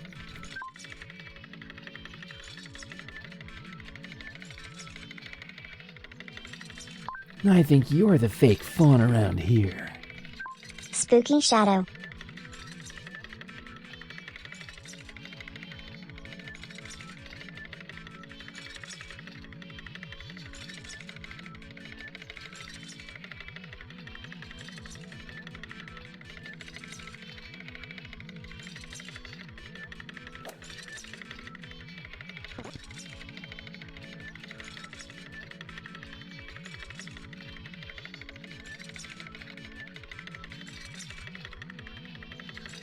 Hi, chat.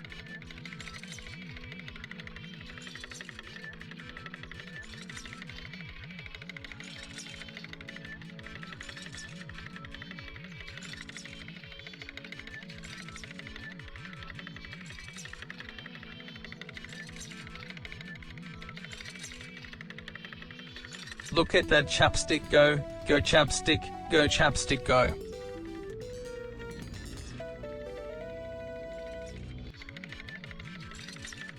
It wiggles. Welcome in Raiders, this is my stream now.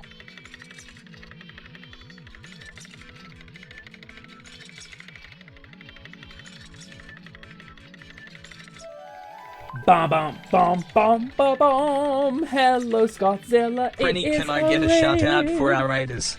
Hello, Raiders. Welcome in, Scottzilla. That chapstick is getting up to some fucking mischief. Behind the AFK Lumi, thing. what are you doing here? Hello, Scoots. Oh, hi. Sorry, Carnage. Am I interrupting something? Oh, you took over the stream. Oh, I'm sorry. Sorry, Carnage. No, I didn't realize. Would you like to stream for me? I'll give you my stream key.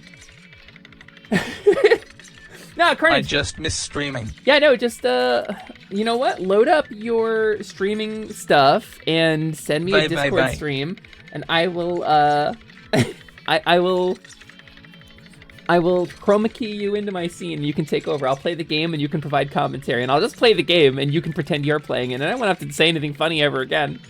Hello, Scott! Welcome in to Scott and your wonderful community. My name is, well, I suppose at the moment, I'm Lumina, the cowgirl for now girl, the controversial cowgirl, hiding out in a garage, waiting for a little blue robot boy to come so I can punch him in the gob. I'm a villain VTuber who is a cowgirl robot.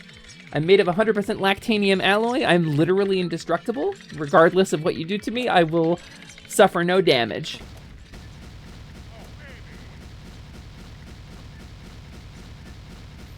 Oh, I rebranded. Wow, I exploded so hard I became a fawn. Wow, it's never happened to me before. So crazy. That's so crazy how that happened. So hello, Scott. How was your stream? Did you have a good time? Okay, I gotta get this chapstick off of my screen. It is really like weirding me out the way it's moving. We're playing Pikmin 2 for the first time today. I have never played a Pikmin game prior to this stream arc. We played through 1 and now we're into 2. We beat Praxis. Like Praxis, like the best of something? Like in like general terms? What does that mean, we beat Praxis? Congratulations! 2 whole PIKMINs. Oh, congratulations! Well done, you two. Well, it was a bunch of you actually who were doing that, right? Because you were all doing a whole thing over on Paige's channel, right? Am I correct, or did you move into Elden Ring by then? Do you think Pikmin know about taxes? I think Pikmin are going to learn about taxes. I think that the meta narrative, the meta narrative I'm picking up in this game is that the Pikmin are going to learn about taxes. Because that little cap, the cap on the ship, is capitalism. I've put this together. Elden Ring's tomorrow. Hell yeah. Hell yeah. Okay, yeah, they were streaming over on Paige's channel. Can we throw a shout out for Scottzilla, please? If we haven't already? I don't know, because he rated when I was hitting the cycler, so. I very much love Scottzilla. I also love Ocean X, in case you don't know. Ocean X, retro magical girl VTuber. It was crazy. She shouted herself out on her own channel a minute ago. It was really wild. Wow! Oh my goodness! Can you go follow Ocean X on Twitch.tv?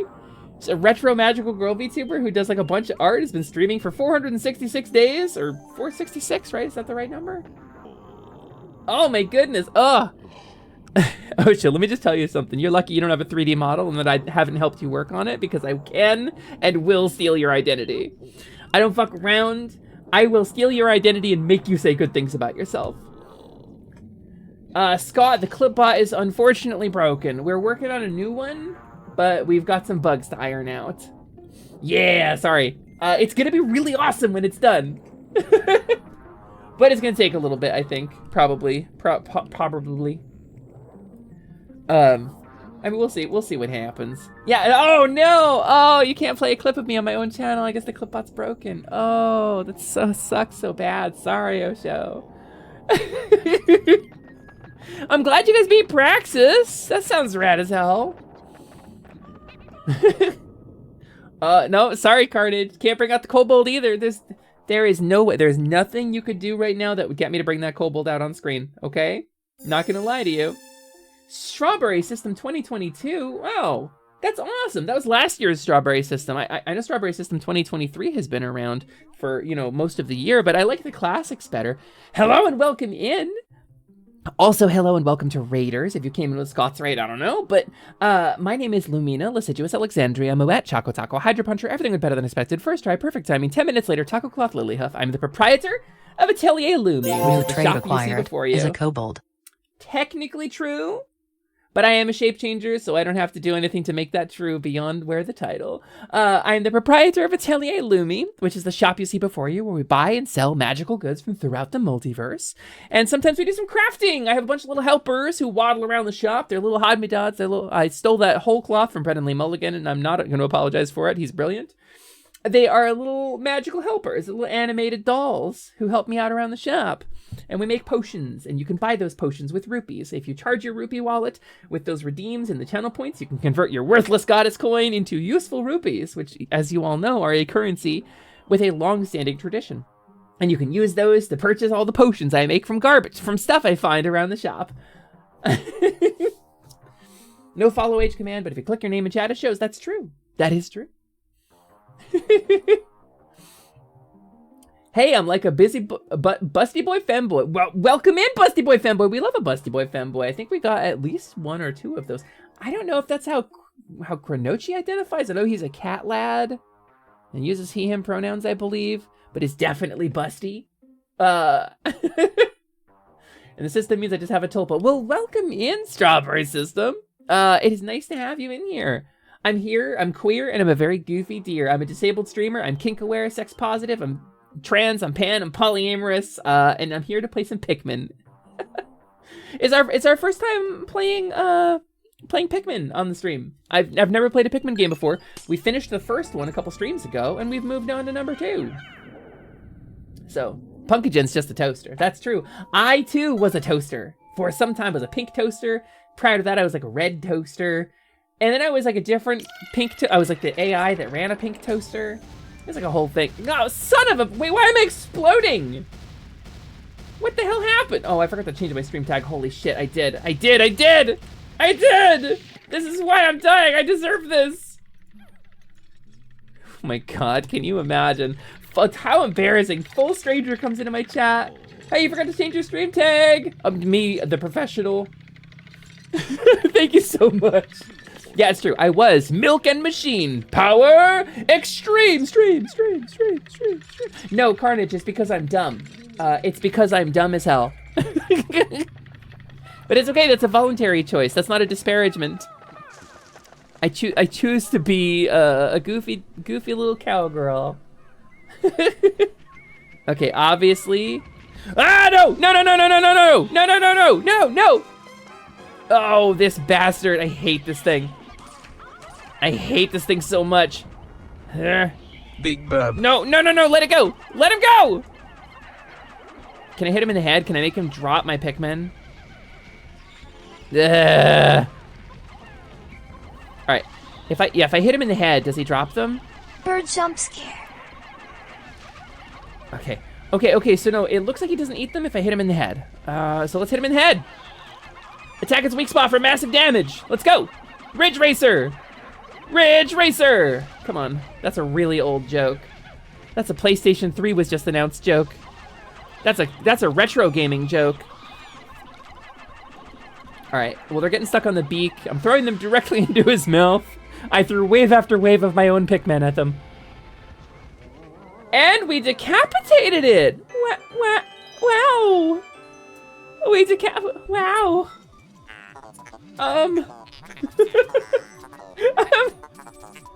Chat, you have vindicated me. You have so vindicated me. A PS3 semi-modern. No, somebody was saying that PS3 was retro gaming in one of our communities recently, and we were all fucking losing it. We were like so upset. The undamageable. How dare you? How dare you clip me at my funniest? You gotta clip my garbage too. Did that joke hurt your knees to make? It was very low hanging. You are correct. Sorry. I misheard that as milking machine? I guess my ears are perverted. Hold on, what is the tags on this stream? I am a kink-aware, sex-positive VTuber. What does that mean? That means that don't be ashamed of yourself. And if the stream is not tagged mature, we won't talk about it. We have a Discord for that stuff if you're interested in such things. Or we do have some adult channels. Oh, wait, I turned it off. Hold on. It's disabled. It disables when I'm not giving it out. Bam! Look at that! Look at that! So when I've cleaned up my content a lot on stream because I realized that being a mature streamer and talking about sexuality openly was making me less palatable for collabs and working with other streamers. And sometimes I love my community very much, but sometimes they didn't do a great job of shifting gears between my vibes and, you know, the raiders vibes or people we were raiding's vibes. And so some people were made a little uncomfortable by the blatant overt sexuality in the stream. So I don't talk about it as much anymore. But I want you to know the whole point of my streaming, in not so many words, is that I want to create a space where you can look at yourself and the things you want for yourself and the things you want to be and do and live shamelessly. You deserve more than anything else in the world to take that ideal self, that person who is into the things that you're into, and live it free of shame or fear. As long as you're not hurting anybody, as long as you're not taking anybody else's rights to do that away, you deserve to do it, and we are here to support you. That is our whole vibe. I want to create that space. Then I shall be shamelessly girl here. Oh, can I get your pronouns? Damn. Hell yeah, be shamelessly girl here. Be shamelessly girl here. Listen, you wouldn't be the first person to come in here and use this place as a refuge to play around with pronouns. Really, so okay, you know what? There's a little story to it, and I won't get too sidetracked because we're playing some PIKMIN. We'll play some PIKMIN. It's okay if I like wholesome romantic age play. Wholesome romantic age play is a thing that requires consent. That is a thing that requires consent. If you're in a public place, the issue with consent is that you need the consent of everybody. Like, if doing stuff in a public space, everybody in that space needs to consent to your thing. So if it's an actual sexual fetish being indulged, please don't do it in the chat. That's against the Twitch terms of service anyway. We talk about it here. I believe that it is a thing that you should feel free to explore. It's not in the chat. We can have discussions about stuff on like the Discord, you know? That's she/her. Also, I'm trying out the name Juno. Well, hello, Juno. Welcome in. It is nice to have you. I will tell, yeah, Lance, no, this was wholesome. I was a robot when I started that train of thought, so it's good. People be wildin', it's true. So please keep your friends and loved ones safe. Don't hurt anybody. Get consent. Enthusiastic, informed consent is extremely important. Other than that, so I started streaming a while ago. I'm gonna show you something. I'm gonna load something up, and this is bad branding. I'm gonna pause for a second. Where are we? Hold on. Actually, where is it? I'm like going through my models folder. There it is. I'm just blind. Waiting for it. Oh yeah, baby, look at that. When I first started streaming, I made a model in Vroid Studio about 3 years ago. It was a little over 3 years ago now that I made this first model. And when I was making this model, I wasn't planning on streaming. This was Gyuko, actually. Back when I had I'm a white person, but I picked a Japanese name because it was an irresistible pun, because I was a cowgirl, and Gyu is beef, and Yuko is a girl's name, so Gyuko. It was very clever. Because I'm very smart and very funny all the time. So I made this model with the intent of using it as like a webcam filter for playing D&D with my friends online. I wasn't going to stream. I was guest starring on my friend the Tasty Freeze's streams, and that was pretty much enough for me. But so I started playing around in Vroid Studios. It was like a really early beta, late alpha version of Vroid Studio, which is a model creator, which you could, oh wow, look at that, twitch.tv/theTastyFreeze, my friend the Tasty Freeze, who got me into streaming. Oh my goodness, I defeated him and took his model. That's how I got started. So I made this little pink-haired anime girl, and I gave her a pretty dress, and I made her super femmy, and I was like, this is a character, this is just a thing, this is not, you know, I'm just making a cute girl so that I can use her for VTubing, like, with my friends in private. And then I loaded up the VTuber software, a very early version of VC Face by Emiliana and Deet. Thank you so much for your hard work.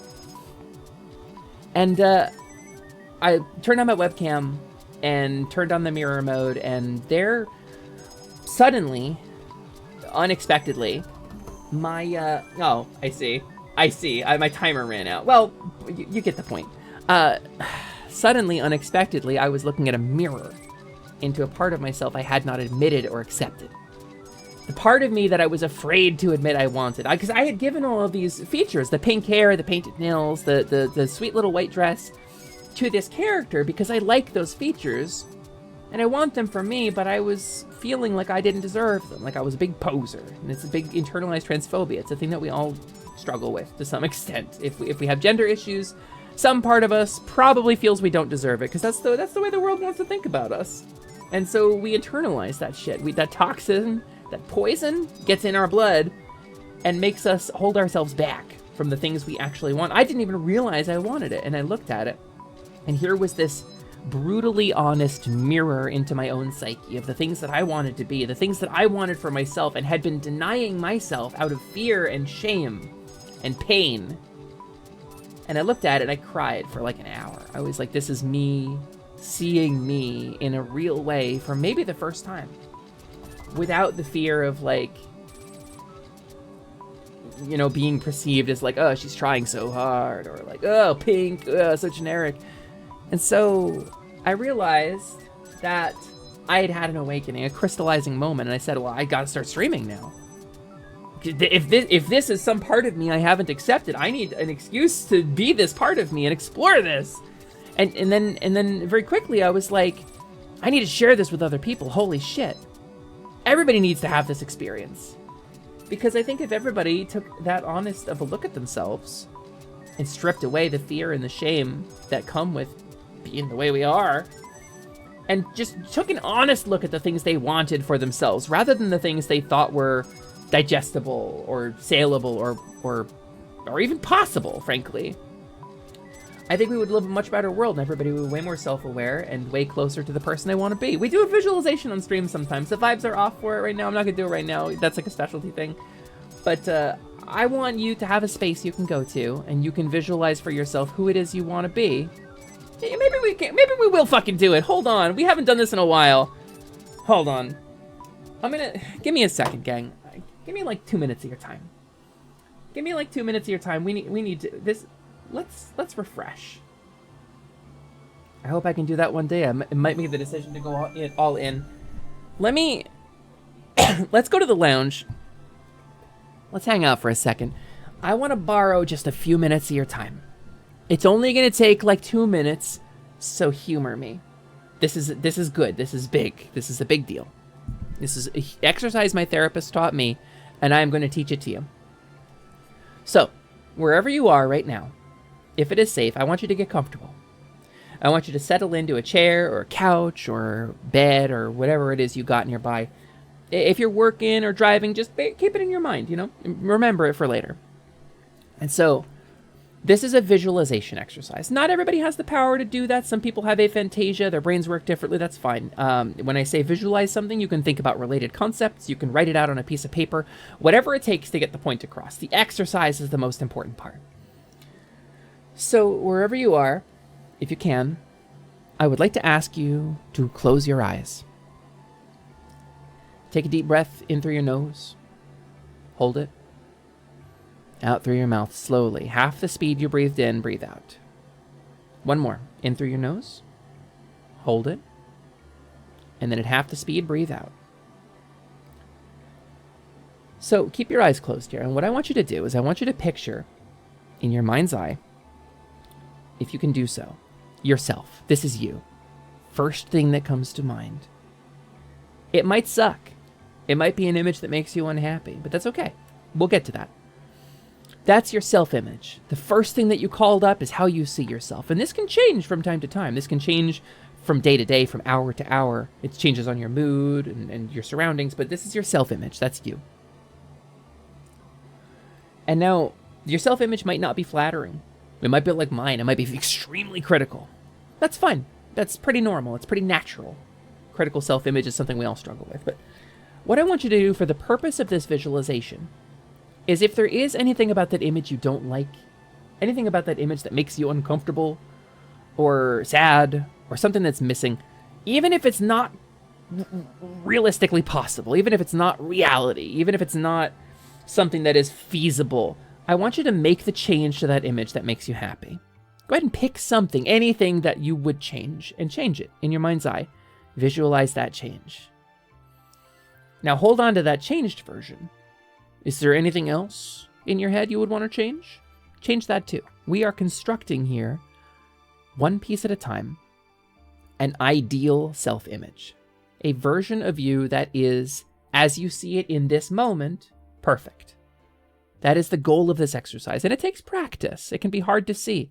Sometimes people, if we're dealing with things like depression or stress, it can be really difficult to even do one step of this, but that's okay.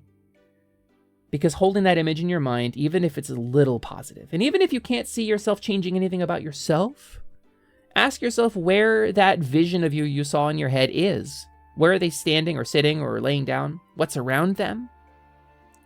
What's in their immediate surroundings? Who do they hang out with? What do they do for fun? What kind of person is that ideal version of you?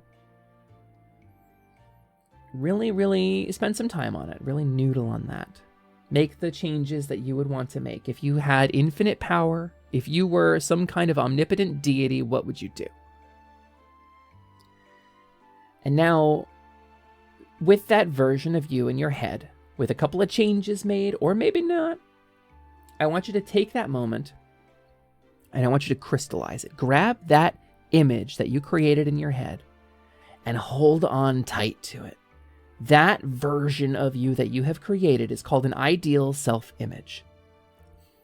And I believe fundamentally and truly at my most fundamental level of being that it is your single most important inalienable human right to do everything in your power in this lifetime to get as close to that ideal self-image as you conceivably can.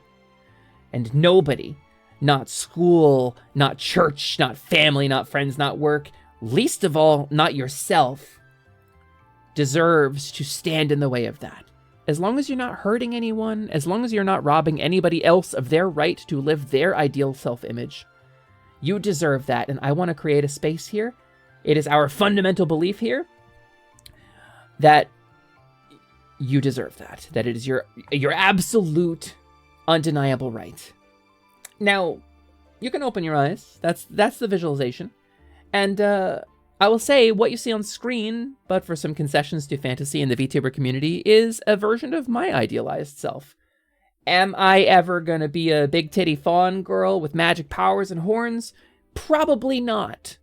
I probably won't be that. Could I get pink hair and bigger tits? Absolutely, I could do that. Could I be a practicing witch who builds a community of incredibly loving and supportive people and occasionally guides them through a mindfulness meditation visualization exercise? Absolutely, I can do that, and you can do it too. Your visualization has things that you can make real, and the things that you can't make real, you can get closer to them. So that's the most important thing to me. This is a process in psychology that we call self-actualization. And it is the art of literally becoming yourself. It is making that idealized self real, and there's nothing that is more important to you and your happiness in this life than that. Genuinely, Maslow be damned, the hierarchy of needs is wrong, because you have food and shelter, that's great. People still die with food and shelter because they cannot be their true, honest selves. So it is my belief that it is the cornerstone of human happiness. Having the agency and the ability and the right to self-actualize is my goal. I want to give you as much of that as I can. I want to give you as much permission and safety to do that as I can in this space.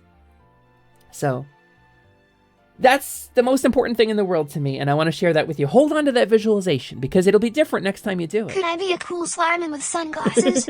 Maybe a cool hat? Or maybe a pair of legs? Yes. Yes, I can. Damn straight, Slimeman. Absolutely, you can be that. You can have legs if you want. So some slimes have tentacles, that's fine. We got heel slimes. So, anyway, gang, that's the point of this stream. That's why I started streaming, because I had that crystallizing moment where I realized who I wanted to be, and I, for the first time, was actually able to do the visualization my therapist taught me. Because it snuck up on me. When she would guide me through it, Dr. Lisa, you fucking rule. When she would guide me through it, I struggled with it because I was holding myself back. I was afraid, you know? I didn't think I deserved certain things. I didn't think certain things were my purview. And I still struggle with that. It's a gender struggle, you know? But I kind of snuck around it by making a VTuber avatar and just throwing all of the traits that made me feel good into it, a big ball, and then accidentally turned it into a mirror. So I like to share that experience because it's very important to me, and I hope it's very important to you. Hold on to that exercise because it's a really great way to take stock of where you are and what you need to change to be happy. And sometimes you got to give up a lot to pursue that. I'm not going to lie to you, gang. It's not an easy life. Pursuing your ideal self when there's people out there who don't want you to, and there's a culture of repression that we live in, of don't be yourself, be who everyone wants you to be. And like, just gang, all I gotta say is don't hurt anybody, don't take away anybody else's right to self-actualize, and there's nothing you deserve more than that space. And that's what I'm trying to create here. That's the whole reason I stream, and I've now passed it on to you. I hope it helps you. I hope it brings you some peace. Juno says, I thought about that and I teared up a little at it. I did too. I always do a little bit when I do this visualization. It always hits me. What if I enjoy having a sparkly pink transparent GameCube controller as a reactionary thing? I think that's a wonderful thing. Dant, I think a sparkly pink transparent GameCube controller is a great fucking vibe. So, I also managed to picture myself walking to uni like that. Hell yeah, Juno. You know, uni's not a bad place. It's a transformative experience for a lot of people. A lot of people change their lives. You're in a huge transition period in your life. Maybe give yourself permission to explore it a little. And, you know, be safe about it. It's not a safe world for us out there, but I think you deserve a chance to really look at it honestly and truly and have people around you who support you. So, welcome in. Welcome to Atelier Lumi, where we have an Just amazing... that root vegetable that fell on the floor. I feel... Wait, what happened to my voice, man? This is what we do around here. This is our whole thing. We have a community for it. We have really supportive people. We have a lot of people at various stages of their own journey of self-actualization. Some queer, some straight. People all over the world can benefit from this. You don't have to be queer or trans to self-actualize. I thought about what you said a few weeks ago, Lumi, about going full femme, no reservations. I definitely saw her this time. Fuck yeah, Noelle! Fuck yeah! Congratulations, that's a huge step. If that's who you want to be, then I'm so glad you were able to see that. I'm so grateful. Thank you for sharing that, Noelle. That's huge. So if you ask a bunch of people to guess at something and average the results, you get surprisingly close to the correct answer, even if all of the guesses are wrong. I'd treat the memes that way. I see. A geesh has been imposed. This goes for everybody. Love yourselves. God damn it. I'm gonna restart BikuBot real quick so that one never expires. That's a really good geesh. I really like that one. Spring Court, I make that a permanent fixture of the stream. Oh, I have like a bunch of DMs and friend requests. Oh, geez. Okay, cool. Cool. Nice. I guess that hit. All right, cool. Like code geesh? So, kinda? So, geesh, literally speaking, means quest. It is an inescapable, in my sake, because I'm a fairy creature, it is an inescapable and indelible permanent command. I mean, in this case, it lasts for 2 minutes usually, because it's a stream thing. But I cannot deny it. I cannot deny a geesh. If it is possible for me to enact, I must. I don't know what happens if I don't. I don't want to find out. Can I make a suggestion? Yes, Dant. Go ahead. What's your suggestion? I'm open to suggestions. I'm gonna have a little sippy.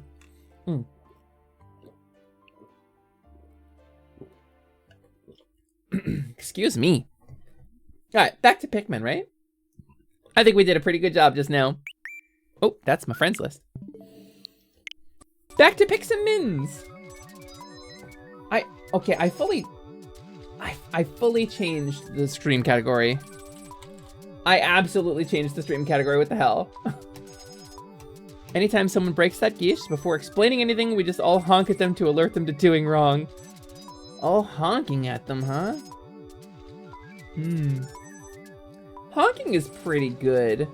I do like honking. Like an alert, an alarm. But I feel like it should be something more Fae themed, right?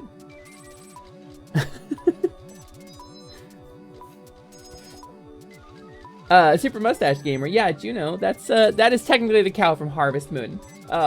You know, it is what it is.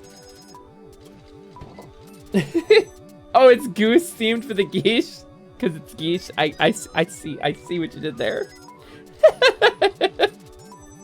Yeah, I'm down for that. We could fie unto them, but that's how a goose fies unto you. If a goose fie unto you, sometimes you eat gravel, and sometimes you are fied unto in the manner of which as a hunk. A manner like unto a hunk. You know what? If you're in this stream, that is your signal that you were here. You were here the day we began honking. Hi, YouTube. Hashtag TP plus. Google got you. It didn't. Oh, it didn't work because you put a space in there. Here. Let me. I'll go ahead and. Where's my Pikubot? Hang on. Points. Slyman says.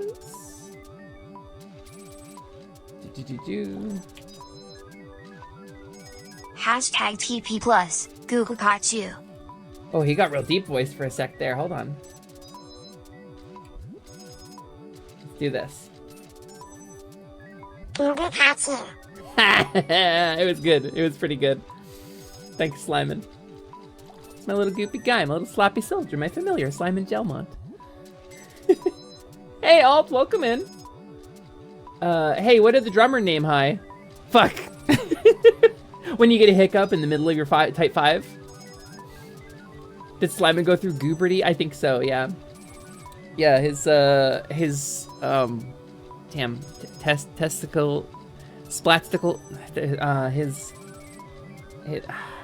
it's his slime to go through. I don't know. All dogs float in water because they're all good buoys. Good night, everyone. Oh no, don't tell me. That treasure was ingested by that beast, wasn't it? Yes, it was. That bird ate that glove, and we decapitated the bird for it. Vengeance is served. This is a sequel to Braveheart. This is the true Game of Thrones because we've thrown the Pikmin. What does the drummer name their kids? And 1, and a 2.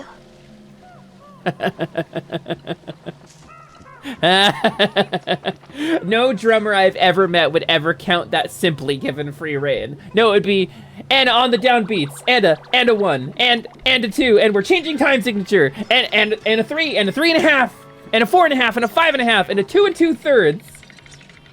That would definitely be listen, if you're good at goo puns, go for it. That is a vibe. Oh, a 5-man knapsack! Ooh, we love it. It's like a little tent. You put a little stick in the middle of it. It's a 5-person tent. That's actually that's a nice item.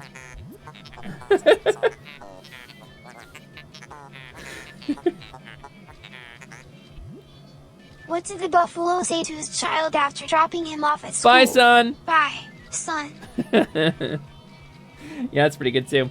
You know, earlier today, I was walking through the city, and I got attacked.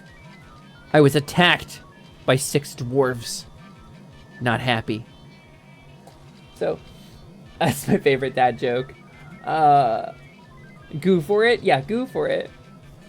The material looks comfortable. I will use it to patch the boss's favorite sleeping bag.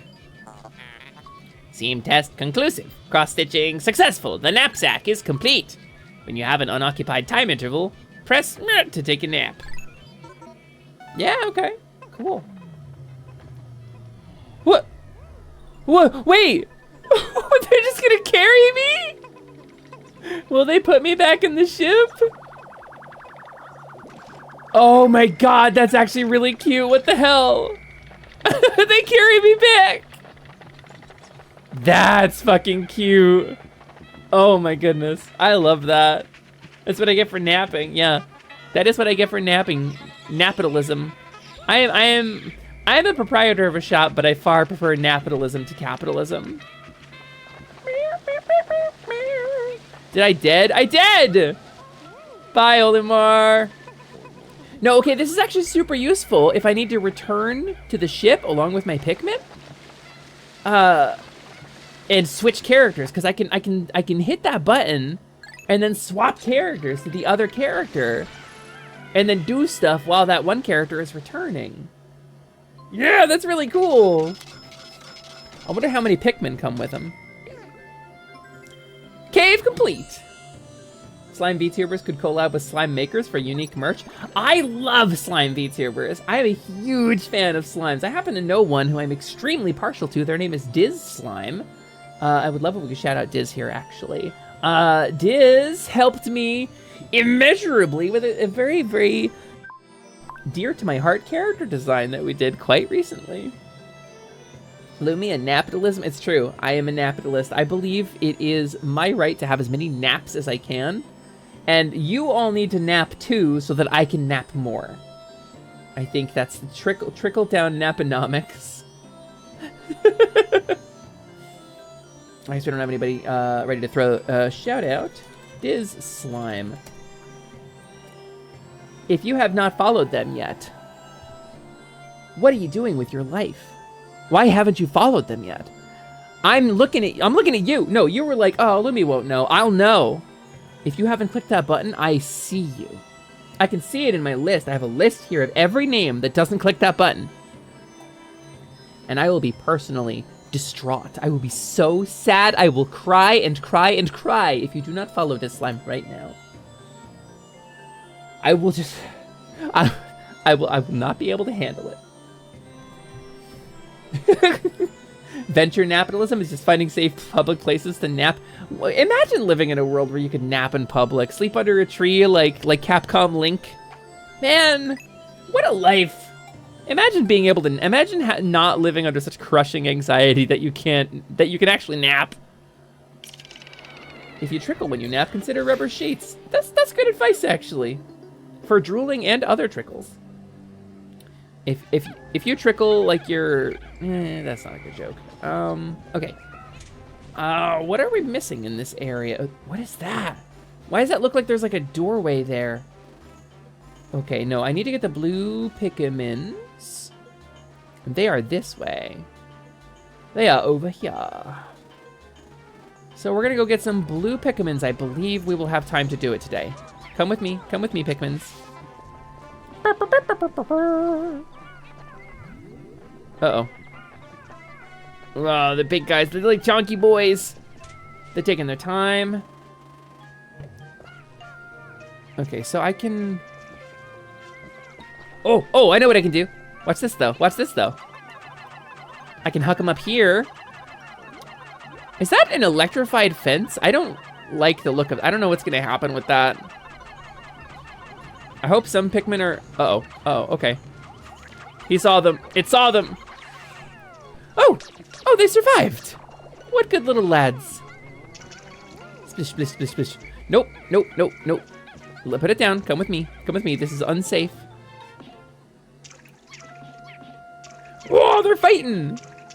They're little guys. They're chasing out the little tadpoles. The little wogpoles. I was AFK and my chat has been broken all day. Who are we following or else? Diz Slime. Diz, who helped me an incredible amount with my design that is very close to my heart right now, and also with some other stuff. Diz is a very good friend. Diz has talked me through some very difficult times. Diz is really good. They are really great, and I think you will love them. They're wonderful artists. They play a lot of really good games. They have incredibly based takes. They have a lot of really good friends in their circle.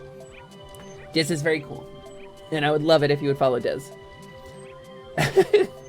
I ended up making 5 characters for that campaign, so too, I feel it. I feel that vibe so intensely. I've gone on a ramble about my character stable. I'm currently running a game every couple of weeks when we can find time, and Diz is actually in it. But we don't have like a consistent schedule for that. As a forever GM, I want to say about 40 characters made at any given moment that I can't play. Already was following. It's because you got good taste. 65. It's because you got good taste. Yeah, can I say something? Yeah, please, Juno, go for it. Go nuts. Say thy piece. Say thy piece, new friend. Look there, wild blue Pikmin are chasing prey near the water's edge. Whoa! Gabby just banned a bot name, and I'm looking at it, and I'm like, that feels like you banned a bot that is like exactly in keeping with the message of what we just sent. But if you say it is a bot, then I believe it is a bot. You need yellows for that fence. Electricity is instant death in this game. I see. Yikes. Yeah, technically that's spoiler. So no spoilers, please, but I appreciate the advice. I probably would have figured it out. I would have thrown a single Pikmin in.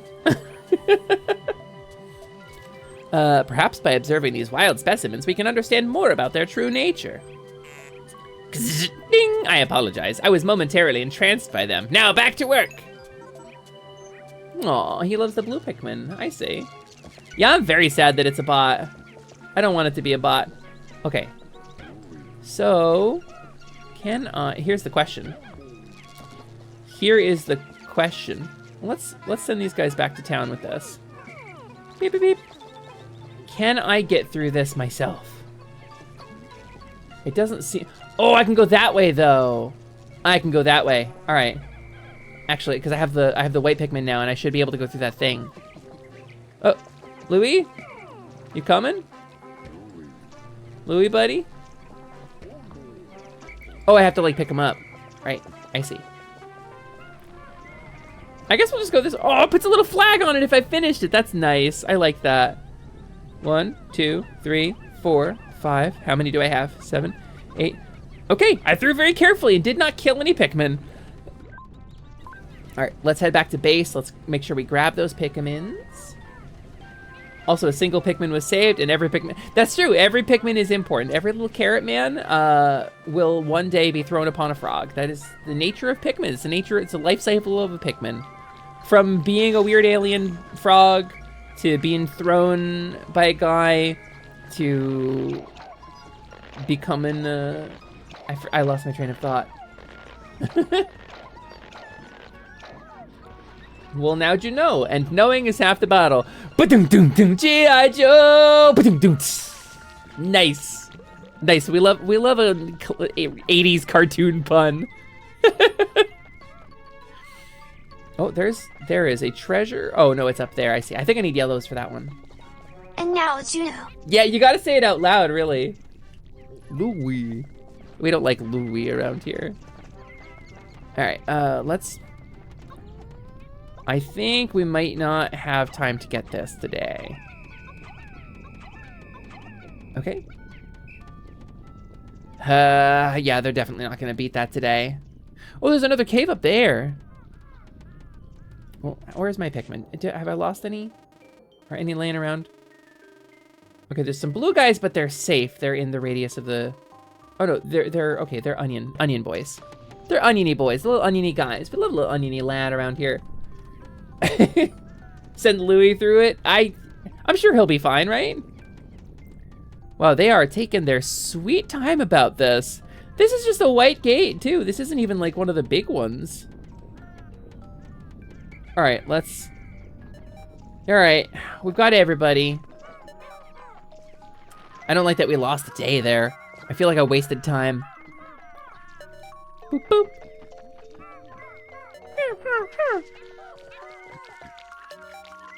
Well, let's let the little buggo eat the beans. Strange antagonistic life cycles make me think about the monsters in Pitch Black. Hurt by any lights or the babies glow as a defense mechanism. Clickflint Pitch Black is an underappreciated property. I haven't watched it in a million years, but that whole, it was a trilogy, right? I gotta get back into that. I loved that when it came out. Also, I thought that the monsters were really cool in that. I will. 5, 6, 7, and 9. Yeah, I agree, Slyman. I fully agree. I agree with what you said there. I think it's a good take. 4 films if you count the animated one, Dark Fury. I don't think...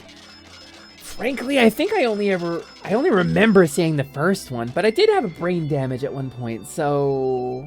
I gotta go back and watch stuff again. I get so caught up when I'm not streaming. I get caught up in, like, I'll just scroll YouTube for 6 hours.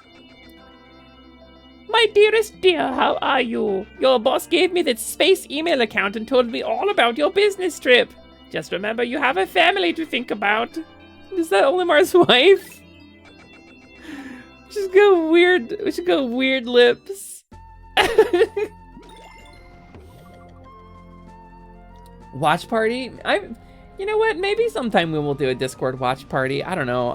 I suck at planning those things because I worry because okay. When I start stream, I pick myself up. I get my energy level amped up. I start vibing really hard. And then when I stop stream, I flop. Because I'm disabled. Like, energy is hard for me. But it's, in a way, streaming is a little bit of a way for me to, like, revisit when I, like, you know, existed as a human being for a couple hours. So. Good morning! The white Pikmin are lodged with the purple ones in my hull. The two types of sleeping well and do not quarrel. I have made them most comfortable. You can call out the white Pikmin by standing in the light beneath me and pressing A. On a separate note, be wary of overworking yourselves. Taking a break can be courageous too. Okay, that's actually pretty good. I like that. But I know that was just an excuse for you to tell me how to skip to the end of the day, but whatever. Oh, thank you for the hydrate. Let's... Much appreciated. All right, let's do all of my ready boys, because we love a ready boy around here. We love a little scarlet fella. And let's get some perps. Get them sick perps. And I think we can fit... Ooh. Yeah. Ooh. Yeah, Printers gets me. Printers gets me. We have a friend who has a very particular way of speaking when he's excited about things, and it is so fucking endearing. It is so charming, and we love it so much. And he's one of those dudes... You'll probably have a guy like this in your life. He's one of those dudes where when he's happy, his joy is infectious. And he is just so earnest about it. We love it so much. I hope he doesn't think we're making fun of him. Like, it's genuine joy. It is a genuine joy. Whoop, whoop, whoop, whoop. Yeah, I hope not too. Oh, yeah, okay, that's the thing that's up there. That's fine. We're just gonna go this way. Yeah. Come with me, little purple guy. Purple guy, come with me. You fell behind, but that's okay. I still love you. Yeah, you're all my dumb little babies. Get white, Pikmin?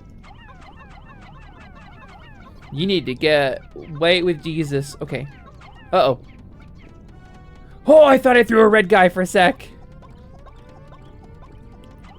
But there was a white guy hiding out. Okay. So, while they're doing that, I guess there's nothing else really for me to do at the moment, but try to glitch my way up to... Oh, no, there's absolutely no way. Okay.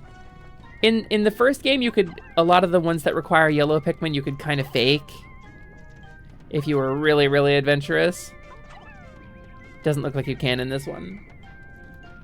I think I never have energy because I never have enough time to do everything I want to in the evening, so my sleep schedule is bad. I mean, I feel that. The bad sleep schedule, that's a true vibe. That is truly vibes. I have slept so badly the last, like, 3 nights of my life. I guess let's just get some of this while we're at it, right?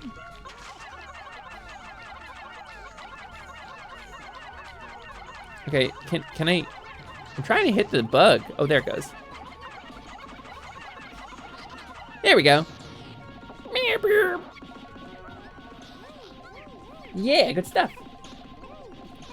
I think, frankly speaking, as somebody with a very limited energy reserve, I think sleep is probably the most underrated thing, especially like as a gamer, as a VTuber, as a streamer in general. None of us sleep enough, and it is unmistakable. That is just the honest to goodness truth. Some of us can't. I got a sleep disorder. Sometimes I wake up like gasping and yelling like 7 or 8 times a night. So like, if I don't sleep, it's just the nature of things. But it's so important to feeling good. I sleep when I feel like sleeping, so I have a very irregular sleep schedule. I think that's the healthiest though. Listen to your body, right? If you can, if you live a life that allows that kind of scheduling, like that's so good, Zelos. That was me when I was younger, before I developed this very unpleasant condition. You know, we all got our, how did Lark put it? We all got our traumies. So, all right, let's go. What is going on here? Is this, oh, I bet I know what's going on here. I bet I know what's going on here. I bet this is. It sure is. All right. Yep. It's a scale. It's a scale. Get on up, buddy. Are they? All right, hang on. My little guys are not being very smart about this. Let's bring them up there. And if it only takes one to tip the scales, I'll just bring some, I'll keep some purpa dudes. And then I will keep the little, oh, I wanted to keep the purpa dudes. Okay, whatever, it's fine, it's fine. Yeah! Okay, good stuff. I guess I gotta leave some of them behind though. I think there's no way for me to, oh, that requires blue, okay. Oh, but this, oh, it's a blue juice bean. We love a blue juice bean. I went to boot my cat's nose and she licked my finger. Why are cats so cute? No, we do not deserve cats. Cats are too good for this world. They are creatures. They are God's perfect beings. There is, fuck, I don't remember the story well enough to tell it. There's like a classic manuscript that's like, cats are God's most perfect beings and here's 1,000 reasons why. Somebody else will tell the story better than I will. My cat is sweet. He falls over when he's hungry and drags himself along the floor. Oh God, that sounds so cute. That sounds super cute, Juno. I used to have cats. I had two cats, two fully black cats that my sister abandoned, and they were adorable and sweet and amazing, and one of them was perpetually drunk all the time. We don't know why. She was just constantly drunk. Just the nature of her existence. She was never upset. She was always happy. She's the sweetest being in the world. I do not know where she is now, but I am like deathly allergic to cats. I'm so allergic to cats, so I can't have them. Neb Punk! It's Level Down Lemmy. Wow, Level Down Lemmy. I saw your stream during the Faunathon. Level Down Lemmy, welcome in. Thank you so much for coming in. Thank you for bringing your wonderful community. Level Down Lemmy, aka Neb Punk, who is my friend, is very deeply cursed and very funny individual. Hi, Neb. How was your stream? How you doing?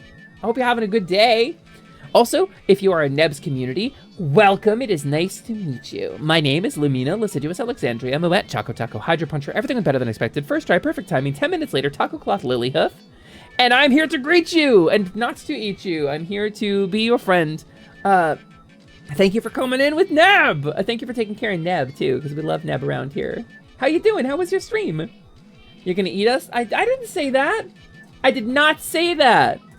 I did not say that. Neb, I would say I would defeat you, but you already got 2. So welcome in, Neb. Welcome in Neb's community. We're playing Pikmin 2 for the first time today. The great Zelos Lumi cute. Zelos cute! How dare you? How dare you? How dare you? Oh yeah, before I forget, I want to say thanks for the visualization thing earlier. It really made me feel happier. Juno, hang on to that. It's useful. We do it sometimes around here. It's a really useful skill to have, is that visualization. Do it sometimes. Do it when you're feeling bored. Try it again on your own. Guide yourself through it. You'll be surprised the things that will change about it. Just stop calling me cute. What am I? What the hell? Why? No matter what you do, she's beaten this game multiple times and was attempting a speed run before you came in. Yeah, we were doing the suck skip, where if you suck bad enough at the game, you can skip some content. I finished Pikmin 1, started Pikmin 2. Oh, are you playing Pikmin today too, Neb? Hell yeah! Our clip bot is currently broken, or I would play a clip of you. Blet.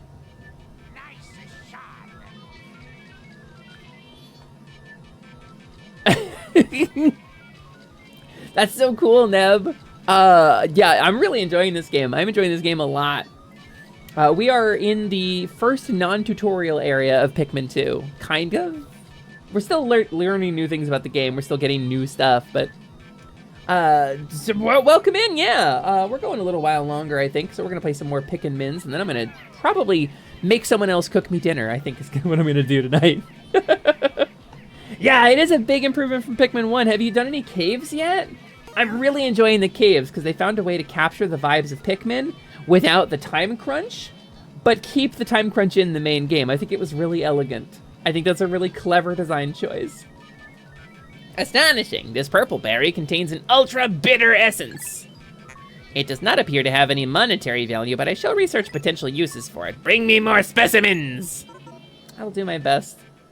You just started going in the caves? Aww. They grow up so fast, don't they, chat? They grow up so fast. Neb just started going in caves. He just started spelunking, my little spelunky guy. Oh. Yeah, I don't want to touch that. That looks dangerous.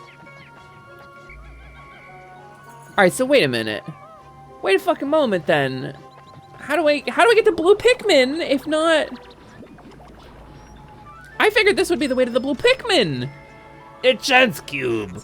Ah, is it a normal game of chance with a chance cube? By the way, Qui-Gon Jinn cheated at a legitimate game of chance with a dude who was... The Jedi are guardians of order in the Old Republic, right? So they're space police, but he cheated at a gambling game with a law-abiding citizen. And the dude was a slave owner, so obviously he sucks and we hate him, and Qui-Gon should have cheated, but then the Jedi act on their heart and intuition, which isn't what Jedi do. And Qui-Gon, anyway, was like a really good Jedi character, and they should have explored that more. I'm Baby? Neb is Baby, it's true. Awakening Wood, aka the same location as Forest of Hope from the first game. Oh! Is it actually? That's cool. I just realized a magical Pikmin would be a Magimin. Yeah, you could throw different colored Magimins into a pot and then go bark, bark, bark, bark, bark, get a hot lady. Yeah, no, I don't remember what game that is at all, TGP. It's not a game I've ever played or finished on stream. It's not a game I've ever promised to finish and then never come back to. I actually finished that off stream. It was a really good game, and I highly recommend Potionomics if you have not already played it. Potionomics was a big inspiration for the visual look of my current model, actually. I was playing Potionomics when I was commissioning it, and I was like, hey, Toti, can we like, capture the Potionomics vibe? So that's why I look the way I do. Because it's such a good vibe. I love the character designs in that so much. To be fair, Watto gave Qui-Gon weighted chance cubes to use. Did he? Actually? I actually didn't know that. Is that a thing? Oh, so he was gonna cheat anyway, so Qui-Gon just cheated back. Alright, how the fuck do I get blue Pikmin? Wait. Can I can go through? Nope. Alright. Louis, go to hell. I can go down here. But I cannot go through this, I have to assume. And I don't have yellow Pikmin, and I can't go anywhere else yet, can I? So, like... Alright, I am confusion. I'm gonna get Louis, and I'm gonna send him through that thing and see if I can get him through it. Oh, wait, there's this. What is this? What is the... Wait, why does this exist? Why actually does this exist? 6, 7, 8, 9, 10, 11, 12... 13. Okay, that's it. I have 13 of them. Meow. I know you were so shocked at the spoiler. Really that recent? Wait, what did I say? Wait, Dant, are you responding to something I said? I already forgot what I said. My brain has already erased it. Come here, Louis. I got a mission for you. I got an important mission. Look at him go. Look at him. Look at this clueless little bastard. He doesn't know. This absolute buffoon. This nincompoop. All right, we're gonna go. Being inspired by Potionomics. Yeah. Yeah. Well, because this model I debuted it in January. So, I mean, it's less than a year old. Foosh, foosh, foosh. It is actually less than a year old. All right, Louis. I don't want to be Louis. Oh, What did I do? What did I like split my Pikmin. It's not what I wanted to do at all. Wrong button. Louis, come with me. Okay, Lamar, where are we going? I got something cool to show you. Go through this. Nope. All right, cool. Yeah, so we absolutely can't get past this. That is the only way into this section. And we absolutely can't get past this without, I guess, yellow Pikmin is what I am told. So I expected a crown. There's supposed to be a crown, actually, but it seems like my redeems have broken ever since a certain kobold took over my stream. So I suppose it is what it is. Where? Okay, so there's some... Okay, there's the white Pikmin breaking that thing. I guess let's just go this way? I remember playing that game when it came out. I thought you were you longer. I wasn't actually, Dan. No. It was January that I became the Faun. You've seen the video, that whole debut trailer that we did. I played that in January. It was 2 weeks after, it was the 20th. January 20th. We did our re-debut. You were always a queen, 24th. Aw, Soul. That's very sweet of you. Soul, you know what? You have a bit of authority to speak on that issue as the master of reincarnation. I appreciate that. That means a lot to me. That's pretty cool of you to say that. All right, let's remember the buttons. Ugh, I don't want to be Louis. Olimar. Come with me. Olimar. Oh, I can't go that way. Okay. All right, well, let's bring our babies with us. We're running out of time for this day. I gotta go this way. Come, children. Come, children. I need more nectar so they go faster. They're so slow. The purple dudes are so slow. All right, and then it's this way. Look at that little dude. He's like trying to keep up. He's like, oh, away from me. Oh, please. That's all right, buddy. I won't leave you behind. No Pikmin left behind. That's my motto. It's always been my motto, 100% of the time. Oh, actually, this is so important. Okay, this is what I need to get. I'm gonna go lurk. I'm hungry. I'm super hungry too. I can't survive on only hearing how cute and charming. Shut up, Neb. Shut up, Neb. Neb, shut up. Neb, shut up. My other model's cuter. I don't know if you've seen her yet. She's way cuter. And I can't use her. Have a good stream, Lemmy. Have a good stream, Neb. Thank you so much for coming, dude. Thank you for the raid. Thank you for bringing your wonderful community by. I hope you have a wonderful hungry. I hope you eat a food and you're like, whoa, what is this? It's delicious. And someone's like, that's the bacon turkey bravo from Panera. And you're like, wow, I feel like I became a better streamer. Thanks, Panera. I hope that works for you. Fascinating. This object is highly similar to the one you found in the Valley of Repose. By examining this further, I may be able to extrapolate new planetary data. It's the southern hemisphere. Ah, wait. No, kill it. Okay, we killed it. That scared me. Weird plant monster jump scare. I hate it. All right, you guys work on this bridge for a little bit. And then some of you come with me because I want to see what's up here. Some Bulborb, some blue Pikmin stuff. Okay, nothing we can do here yet. We gotta get the blue boys. The little blue boys, the little aquatic fellas. Okay, the wonderful 101, take care of that. Oh, they're so slow though.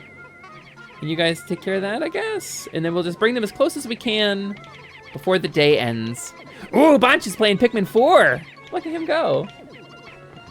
Panera sponsorship when? Meridian, listen, if I could get a Panera sponsorship, I'd love the Bacon Turkey Bravo. I don't know if it's still good. I haven't eaten a Panera in like 10 years, but if I could get a Bacon Turkey Bravo, if I only could, I'd make a deal with God. Bacon Turkey Bravo for 10 bucks. I would be super into that. Guys, are you stuck? Are you making it? Are you in it to win it? Are you living? Are you living your best lives? Okay, they are. But these guys are not gonna make it home in time, so I need to go grab them and stop them. I definitely rather watch than be responsible for the little guys. I mean, it's rough. I'm not gonna lie, Dweeb Chen. It's rough. When these little guys blunder into flame geysers or the mouths of beasts. It is tragic. It is a deep and abiding tragedy from which I will probably never psychologically recover. I am agonized. It is anguish, absolute anguish and agony, abject fear and terror and misery every time I play this game, and I don't know why I play it. It's awful. It's horror. This is a horror game. Pikmin is a horror game. My little babies. I finally know the joy of motherhood. And my toddler walks a tightrope between a bunch of unsupervised pools. We got the thing! Okay, we actually got it in time. Save scumming would take. Save scumming takes too long. Ba, ba, ba, ba. This hemisphere also contains a hidden microchip. I will attempt to decrypt the stored data. Decoding complete. As I surmised, the chip contains additional topographic data. The data has been inputted into my database. I shall name it the survey chart. Okay, cool. It's upside down, but 30% of debt recovered! It's very much like real life. We'll never be free. All right, where is my... Do I have all my little guys? My little mans? Are they all safe? Are we all hidden cleverly? Okay.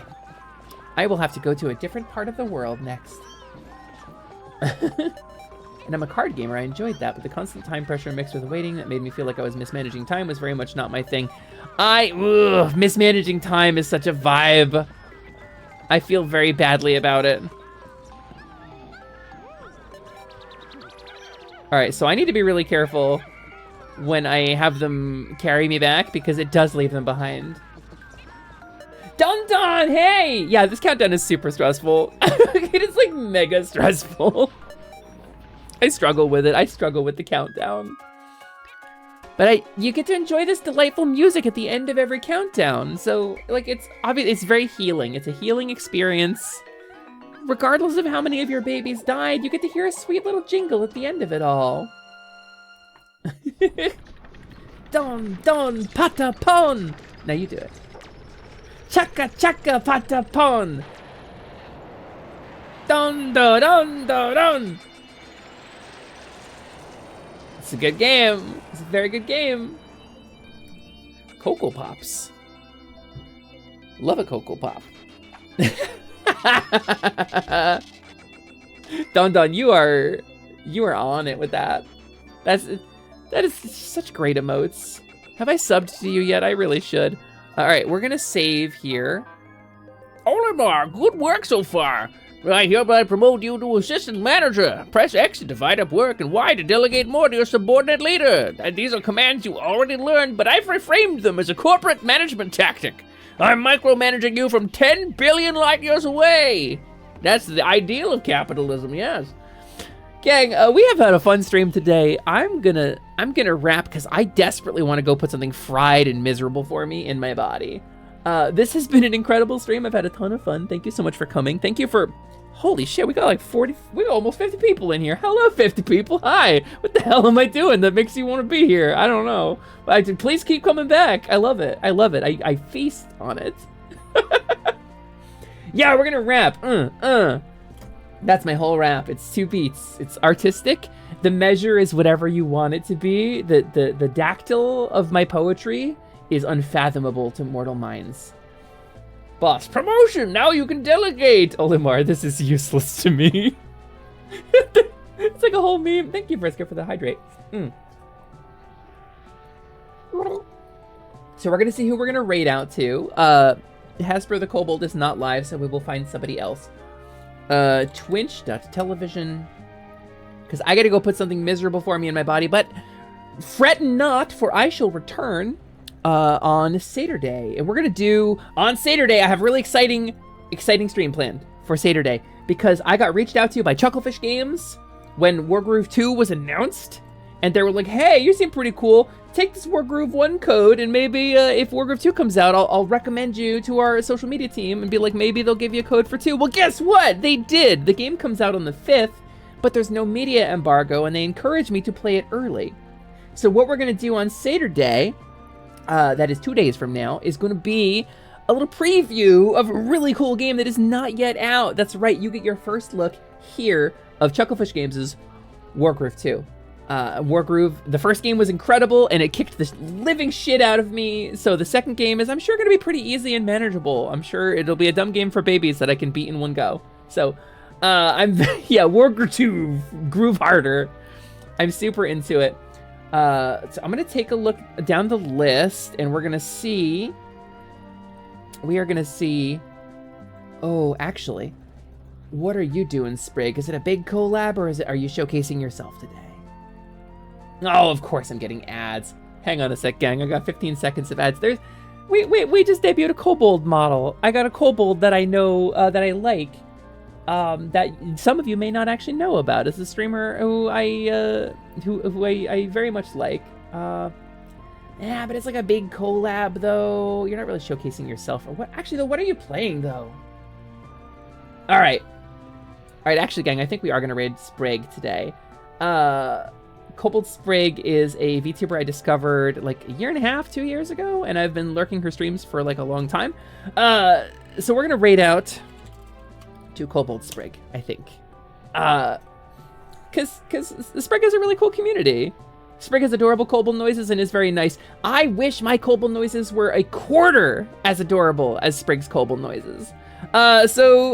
Kobold to Kobold raid. We're in a Kobold to Kobold raid, and I know most of you aren't gonna have that emote, so we'll go Ushimi Splode here, because kobolds like tricks and traps, right? So the vibes, gang, are if you come along with the raid, you will get more channel points for me, you'll get more channel points for Sprig, but I request you, if you don't have the emote, you can go ahead and unlock it. I have the thing in the channel point redeems, it's Ushimi Splode. You can unlock it for just a few channel points, it's like the minimum number. I ask you, I pray to you that you will say something in Sprig's chat, even if it is just the raid message when you get over there, because that tags you in and it ups your visit, it registers your visit in the algorithm, it improves her numbers, and makes her happy to see a bunch of people saying hi. So if you're lurking, just take a moment, just plop it in the chat. No one's gonna notice. I love y'all very much. Thank you so much for coming to stream. I'm here Tuesdays, Thursdays, and Saturdays from 2 p.m. Pacific, and I will be back here on Saturday to play some Wargroove 2, and I hope to see you there. I love y'all very much, and it's probably not a kobold gonna take over my stream on Saturday. It's gonna be a normal thing. It's gonna be fine. It's gonna be great. And I have stopped streaming.